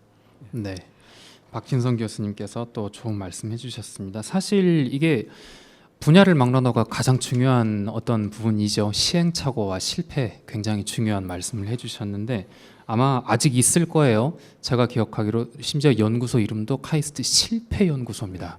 네, 말 그대로 실패 사례를 버리거나 부끄러워하지 않고 어째서 무엇 때문에 실패했는지를 연구하는 그런 기관이 대전 카이스트에 있는데, 학생들한테 제가 이 연구소를 학기에 최소 한 번 이상씩 들은 이야기를 하는 것 같아요. 그러면서 뭐에 비유를 해서 얘기하느냐면 오답 노트 만드는 거라고 이야기를 합니다.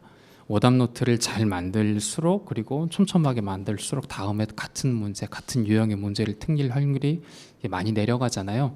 박진성 교수님께서 말씀해 주신 거는 우리 영상 미디어 센터가 이 실패 연구소와 비슷한 어떤 역할을 지역에서 할 수도 있을 것 같다라는 제안을 해주신 것으로 보입니다. 네, 이렇게 세 분 말씀 들어봤고요. 플로어에 계신 분들 의견도 궁금합니다. 뭐 질문들이 꽤 나올 것 같은데 질문 있으신 분들은 손을 들어서 질문해 주시고 아마 마이크가 가지 않을까 싶어요. 소속과 성함을 짧게 말씀해 주신 다음에 발언해 주시면 감사하겠습니다.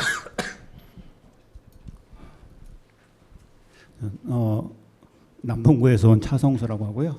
오늘 그 발제랑 토론해 주신 말씀 다 잘 들었고요. 그 AI가 가져오는 변화에 어떻게 대응하고 교육은 어떻게 변하고 또 대학의 역할 어떤 것인지 대해서 대단히 디테일하게 잘 말씀해 주신 것 같습니다. 근데 아까 그 AI 변화가 장기적인 전망으로 볼 것이냐 아니면 일시적인 과열로 볼 것이냐 얘기를 했었었는데 제가 보기에는 좀 장기적인 큰 변화를 갖고 올 것이라는 생각을 좀 하고 있고요. 그리고 우리가 그 변화에 대해서 지금 당장 AI의 변화에 대해 대응하고 하는 것들의 얘기를 많이 해주셨는데 오늘은 뭐 AI 기반으로 미래 교육에 대한 얘기를 한다고 하면은 조금 더 먼 미래를 좀 생각해 볼 필요는 있을 것 같다는 생각이 들어요. 그러니까 미래의 AI나 피지컬 AI가 가져올 사회적 변화 그리고 인간이 어떻게 변화할 것인가에 대해 좀 더 긴 관점에서 보고서 그거에 대한 대응으로 대학이 어떻게 역할을 할 것인가를 좀 살펴볼 게 좀 필요하다는 생각이 드는데 지금 AI가 뭐 기술적인 걸 어떻게 우리가 이제 대응하고 어떻게 활용하고 이런 부분에 대한 것도 당연히 필요한 논의이긴 하지만 지금 AI가 가져온 변화에서 가장 큰 부분은 인간을 일자리에서 몰아내고 있다는 부분이고 그리고 인간 노동 영역이 점점 줄어들 것이다. 그리고 그 영역을 점점 AI나 피지컬 AI가 차지할 것이고 나중에는 결국 아주 먼 미래도 아니라는 생각이 들어요. 올해 들어서 저는 뭐 한 20년은 걸리겠다 생각했는데 올해 들어서 10년 안에도 그게 오겠다는 생각이 들 정도로 올해 정말 변화가 빨랐기 때문에 인간이 노동하지 않는 시대가 금방 오겠다. 그렇게 되면은 오늘 이 논의에서 계속 나왔던 얘기가 인재 양성 그리고 고급 인력 양성이라고 했는데 대학의 역할이 인재 양성의 역할을 이제는 먼 미래를 보면은 인재라는 게 필요가 없어지는 인간이 노동을 하지 않으면 인간을 계속 AI랑 비교를 하는데 자꾸 일하는 능력으로 비교를 계속 하고 있었거든요. 이게 인간이 AI와 다르게 더 어떤 일을 더 잘할 수 있는가 한데 인간이 일을 하지 않는 시대가 오겠다는 생각이 들어서 그걸 정말 먼 미래에 대해서 그때는 대학이라든지 교육은 어떻게 변화할 것인가에 대해서도 생각해 볼 필요는 있겠다는 생각이 들어요.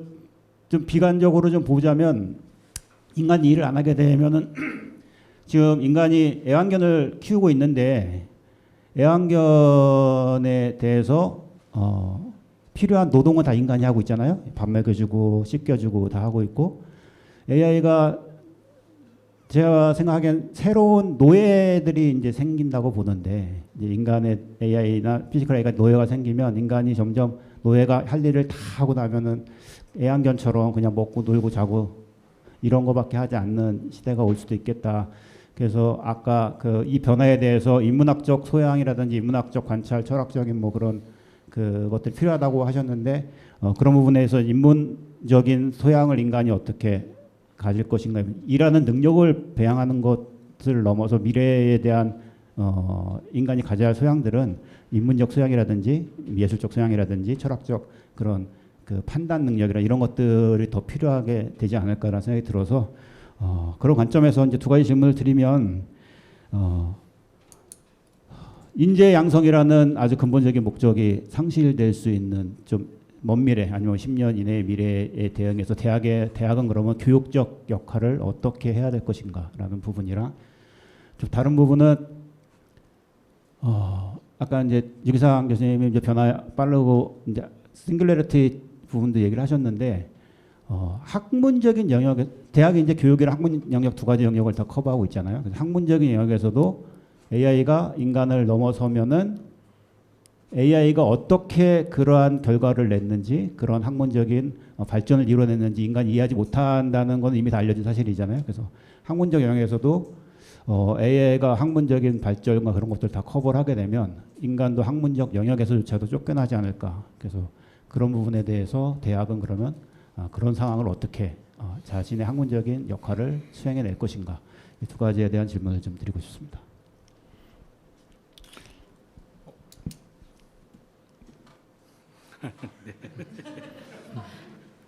네.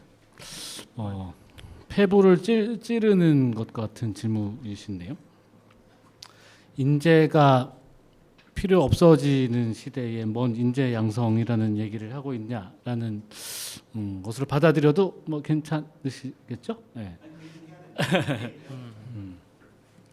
근데 사실 뭐 좀 그 모순적인 감정을 저는 가지고 있습니다. 이게 개인적으로는 이제 대학이라고 하는 곳이 이게 인문학 쪽에 계신 분들이 많이 하시는 말씀이긴 한데, 지금 한국의 어떤 교육부에서 이제 하는 여러 가지 그 뭐 사업이라는 이름으로 진행되는 것들이 보면은 그 인적 자원으로서의 어떤 뭐 개발, 그죠, 뭐 그 기업에서 이제 얘기하는 HRD, 뭐 휴먼 리소스 디벨롭먼트와 관련된 것들을 교육이라는 이름으로 뭐 몰아붙인다는 비판들도 많이 하시거든요. 그래서 제 입장에서는 이 인재라고 하는 것이 딱 그러한 관점에서 이 산업에 필요한 사람들의 어떤 역량을 가르쳐서 내보내는 입장에서의 이제 용어이고, 뭐 저는 이제 개인적으로 인문학자들이 얘기하시는 그런 부분에 좀 찬성하는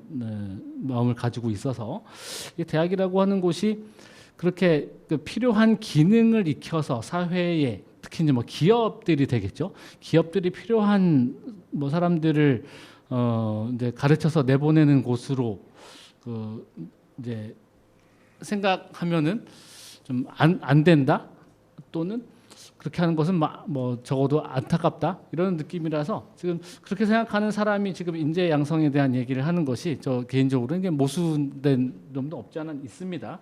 근데 뭐 주신 말씀에 대해서 답변을 하는 차원에서 생각을 해보면, 이 인재가 필요 없는 시대의 인재라고 하는 이러한 이 개념들도 보면은 이제 그러한 그 대학이 해야 될 일이 그렇게 산업 역군을 양성하는 것이다라는 좀 측면인 것 같아가지고, 약간 뭐 제가 말씀드렸던 것처럼 이 대학이 고급 인재를 양성하고자 하면 전기가 없어도 할 수 있는 능력, 아니면은 약간 뭐 유기상 교수님이 말씀하신 것들은 약간 좀 제가 생각하기에는 좀 이상적인 생각인 것 같긴 한데, 그 AI의 어떤 위협, 인류를 뛰어넘는 그러한 지능에 대항할 수 있는 뭐 인류 어벤져스를 양성하는 뭐 그런 말씀을 하신 이제 그런 게 있어가지고, 그렇게 그 컴퓨터가 하는 일들을 인류가 뭐 동등하거나 더 뛰어나게 할 수 있을 것 같지는 않아요, 저는.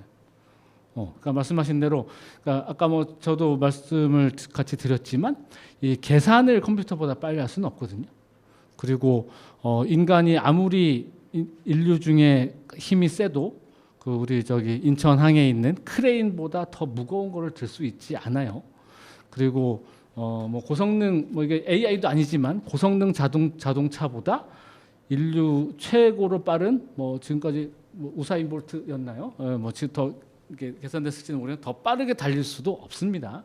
그래서 이런 상황에서 우리는 그냥 인간이기 때문에 할 수 있는 것들, 그리고 AI가 전기가 없어서 할 수 있는 이런 것들을 할 수 있는 그러한 역할에 좀 충실하는 것이 뭐 대학 본연의 임무라고 저는 생각을 하는 것이고, 그래서 뭐 그러한 차원을 배제하고 인재가 필요 없는 시대, 모든 것을 이제 대부분의 그러니까 인적 자원을 AI가 대체하게 된다면 뭐 그런 시대에는 이제 전체적인 사회적으로 이제 구조 변화가 일어날 수밖에 없다라고 이제 생각을 하는 거죠. 뭐 그때는 뭐 그야말로 이제 대학이 아까 이제 뭐 노예제 얘기를 하셨지만 이제 고대 노예제 수준에서 그 일들을 하는 계급을 이제 그 AI나 뭐 로봇이 대체를 하는 것이고, 사람들은 그때처럼 고담준론을 하게 되고 뭐 그렇지 않으면은 엔터테인먼트를 하게 되겠죠. 그래서 뭐 그런 시대를 그린 그 영화도 나오지 않았습니까?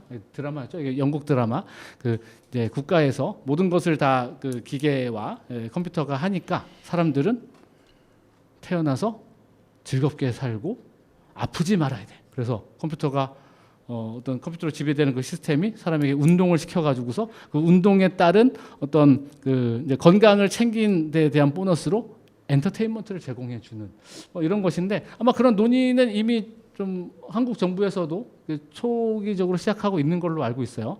그 뭐 AI가 다 이게 하고 뭐 소득도 이렇게 벌어오게 되면 그걸 갖다가 어떻게 나눌 것이냐라고 하는 그 사회적 뭐 전환으로 가게 되겠죠. 그래서 이건 이제 말씀 주신 것과 조금 벗어나는 주제인 것 같기는 하지만, 그런 시대가 되면 이제 뭐 고대 로마, 뭐 그리스 시대의 어떤 노예제와 비슷한 양식으로의 지금 현대 그 산업 사회가 좀 이렇게 어떻게 전환할 것이냐에 대한 논의를 통해서 그 논의를 전환하게 될 것이고, 그래서 이제 지금 생각으로는 이제 뭐 자연과학과 인문학과 뭐 이런 것들이 더 중시되는 시대가 오히려 올 수 있지 않겠느냐. 그리고 그것이 우리가 이 자리에서 나누었던 어떤 인간 본연의 AI가 할 수 없는 그런 영역으로 가는 것이 아니겠느냐라는 뭐 그런 생각을 하게 됐고요.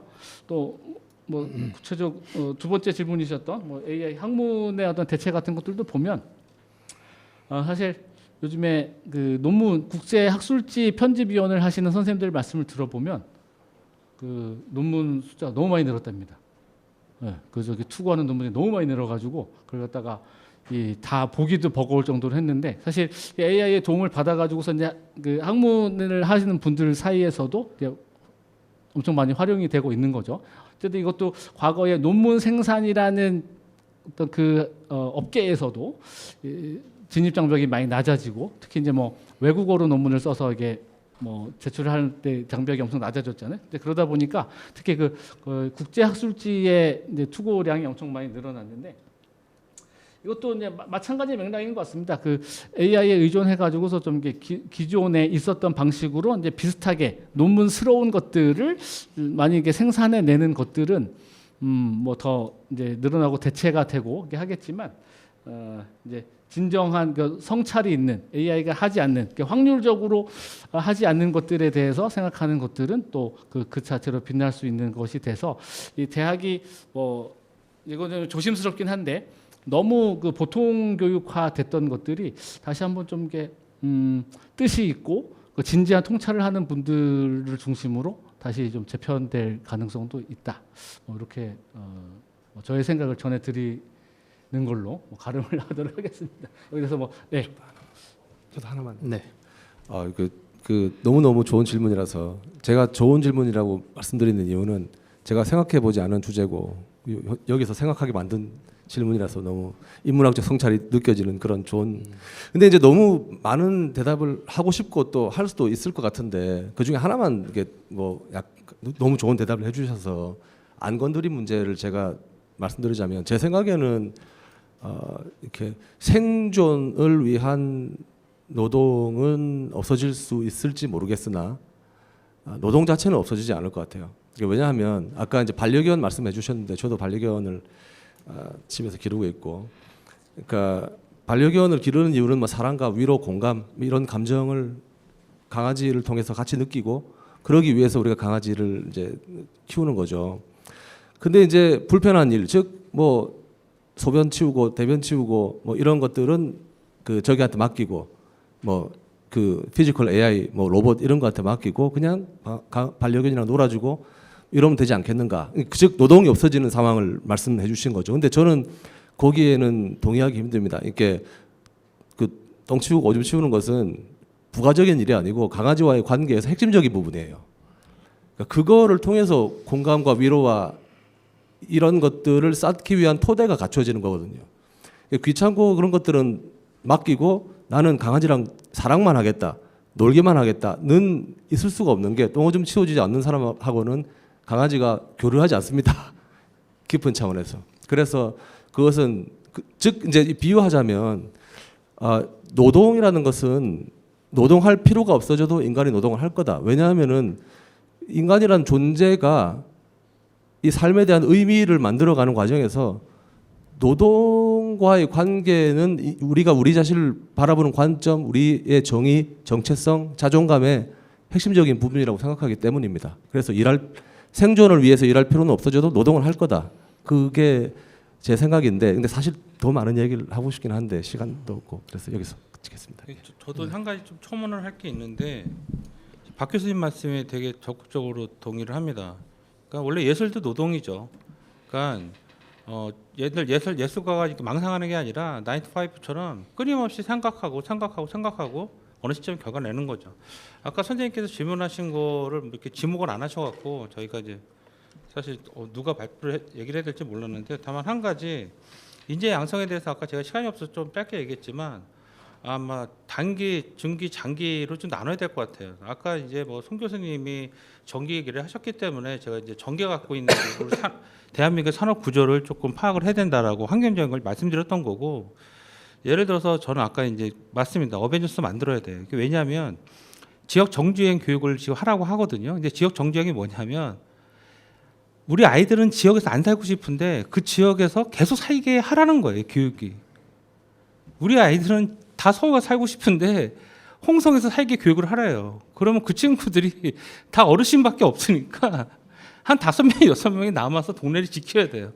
어벤져스 맞습니다. 인간의 커뮤니티를 집단지성을 믿어야 되는 가장 큰 이유가 아까 박 교수님 말씀하셨던 것처럼 이제 노동이라는 개념을 또 다르게 생각을 해야 되는 거죠. 그러니까 생산과 결과물을 내는 어떤 생산성이냐. 거기 안에 이제 효율성에 대한 얘기가 나오는데 AI가 효율성을 가져온 건 사실이에요. 다만 효율성을 갖고 오는데 안에서의 프로세스를 그 프로젝트나 뭐 프로덕션 하는 거 프로세스를 기계가 좀 해주는 거죠. 근데 이건 다 자동화도 했었거든요. 그러니까 피지컬 AI가 나와서 저희가 아까 송 교수님 했었던 그 단어가 정말 전 되게 적극적으로 동의하는데 오두방정 안 들어도 될 것 같단 말이에요. 왜냐하면 그 전에 로봇가 나와서 다 자동 공정화 한다고 했었어요. 그때부터 얘기 나왔었어요. 예, 인간의 자리가 없어진다. 근데 그게 없었어도 우리 실업률은 엄청 높았고요. 계속 문제가 생겼어요. 마치 저희 총장님이 늘 학교가 위기다라고 재직하는 내내 위기라고 얘기를 하셨던 것처럼, 예, 이거 송출 나가면 안 될 것 같은데 어쨌든 저는 이제 이런 말씀을 드리고 싶은 거예요. 패널 분들하고 우리가 다양한 관점으로 논의를 하는 게 중요하다. 이런 자리가 중요하다. 사실은 여기 그 우리 중앙영상미디어센터를 저희가 청운대학이 지금 산단에서 같이 위탁을 하고 있지만 저희가 엄청 노력을 해요. 여기 선생님들하고 같이 프로그램도 개발하고 이런 거예요. 그럼 지역을 건강하게 하기 위해서 이 중앙영상미디어센터는 대한민국에서 1호 미디어 센터거든요. 그럼 지역민들의 교육도 필요해요. 근데 지역민들의 나이가 점점 올라가고 있고 미추홀구는 재정자립도도 굉장히 낮고 노인 인구도 많이 올라간단 말이에요. 그분들한테 AI 교육을 어떻게 해야 될까요? 근데 안 하면 또 불안한 거죠. 어떻게 보면 우리는 그 불안적으로부터 무언가를 보호할 수 있는 인재도 필요할지도 모릅니다. 다만 아까지 지역대학에서 원래 교육과 연구라는 건 학교의 기능이잖아요. 근데 이거는 아까 우리 자장께서 말씀한 것처럼 실패를 전제 조건을 하지 않으면 진행할 수 없거든요. 꼭 성공해야 된다고 예산을 투자하면 할 수가 없단 말이에요. 그래서 실패를 조건으로 연구비도 많이 지원해 줬을 때 그런 가능성에 대한 오픈소스 가능성에 대한 지역 정중회나 모든 교육의 결은 비슷하니까 가능하다. 다만 현장에서 필요하는 인재를 대학이 외면할 수는 없다. 그러면 전기 기술자나 배관 기술자들이 필요하다고 하면 그거에 대한 산업 구조도 필요하고 그거에 대한 관련된 학과도 필요하다.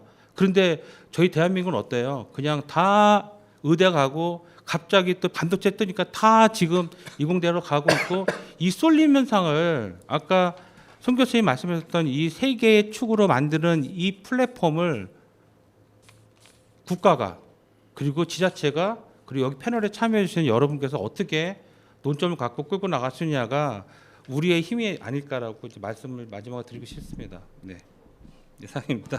네. 사실 질문을 한 두 분, 세 분 정도 받아볼까 했는데 첫 질문이 워낙에 중요하고 큰 질문이 들어오는 바람에 이렇게 세 분께서 또 이렇게 각자 한 마디씩 골고루 말씀을 해주셔서 시간도 어느 정도 됐거든요. 그래서 마무리로 넘어가 볼까 합니다. 네, 오늘 토론 이렇게 굉장히 중요한 이야기들이 오갔던 것 같은데 사실 세 분께서 각자의 방식과 각자의 용어로 말씀을 해주셨지만 결국 세 분 다 같은 이야기를 하고 계시는 것 같아요. 기술이 발달하더라도 인간의 인간적인 가치와 역할은 여전히 중요하고 어떤 면에서는 전보다 더 중요해질 수도 있을 것이고 그리고 어쩌면 그 과정에서 무엇이 가장 중요하고 무엇이 가장 마지막까지 중요한지 우리가 더 늦기 전에 생각해 보아야 할 거 하지 않을까라는 말씀들을 세 분께서 해주신 것 같습니다. 네.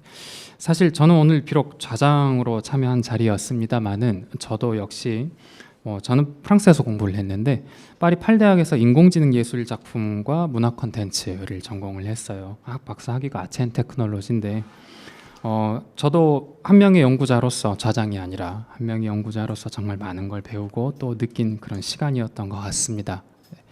오늘 이 자리에서 함께 살펴본 내용들이 실제 정책이나 현장에 반영되기 위해서는 지금 앞에 앉아 있는 저희 3명, 4명뿐만 아니라 플로어에 계시는 많은 분들의 지속적인 관심과 노력이 필요합니다.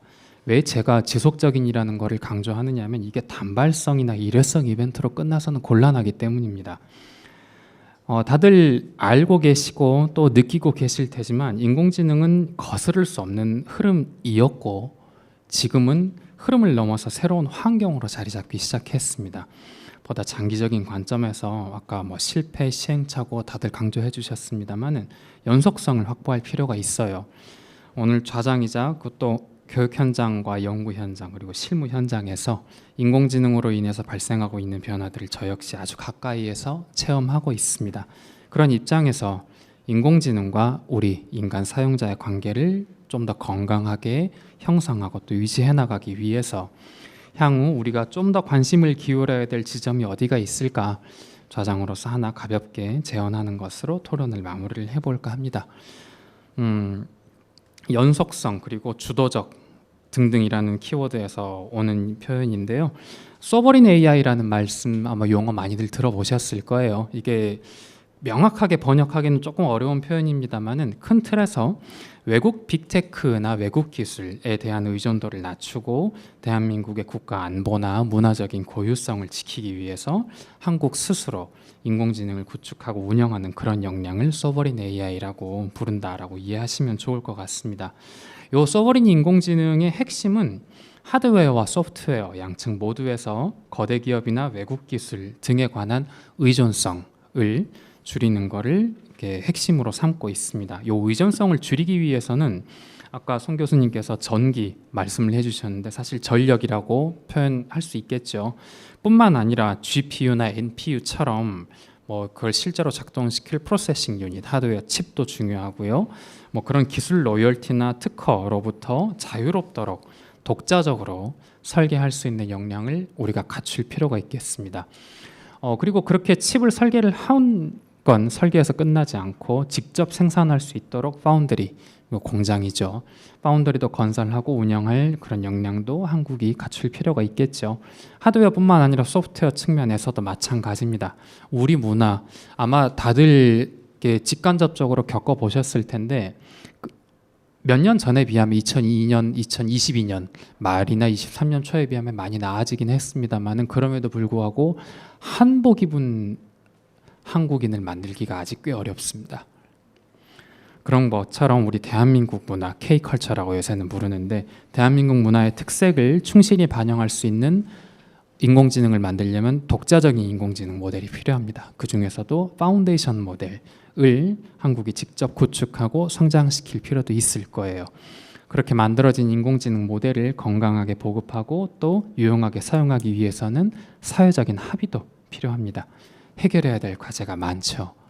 민간과 정부가 협력해야 될 것이고 학교와 기업도 초학제적으로 말 그대로 융합적인 방식으로 서로 협동을 해야 될 겁니다. 네, 이상입니다. 8분 일정 중에도 귀중한 시간 내서 참석해 주신 패널분들 그리고 플로어에 계신 분들께도 대단히 감사하다는 말씀 전합니다. 우리 주안뿐만 아니라 지역 미디어 센터가 우리 인천 시민들의 미디어 역량을 강화하고 민주적인 소통 문화 확산에 좀 더 기여할 수 있도록 하기를 기대하면서 이상으로 오늘 토론을 마치겠습니다. 감사합니다. 감사합니다.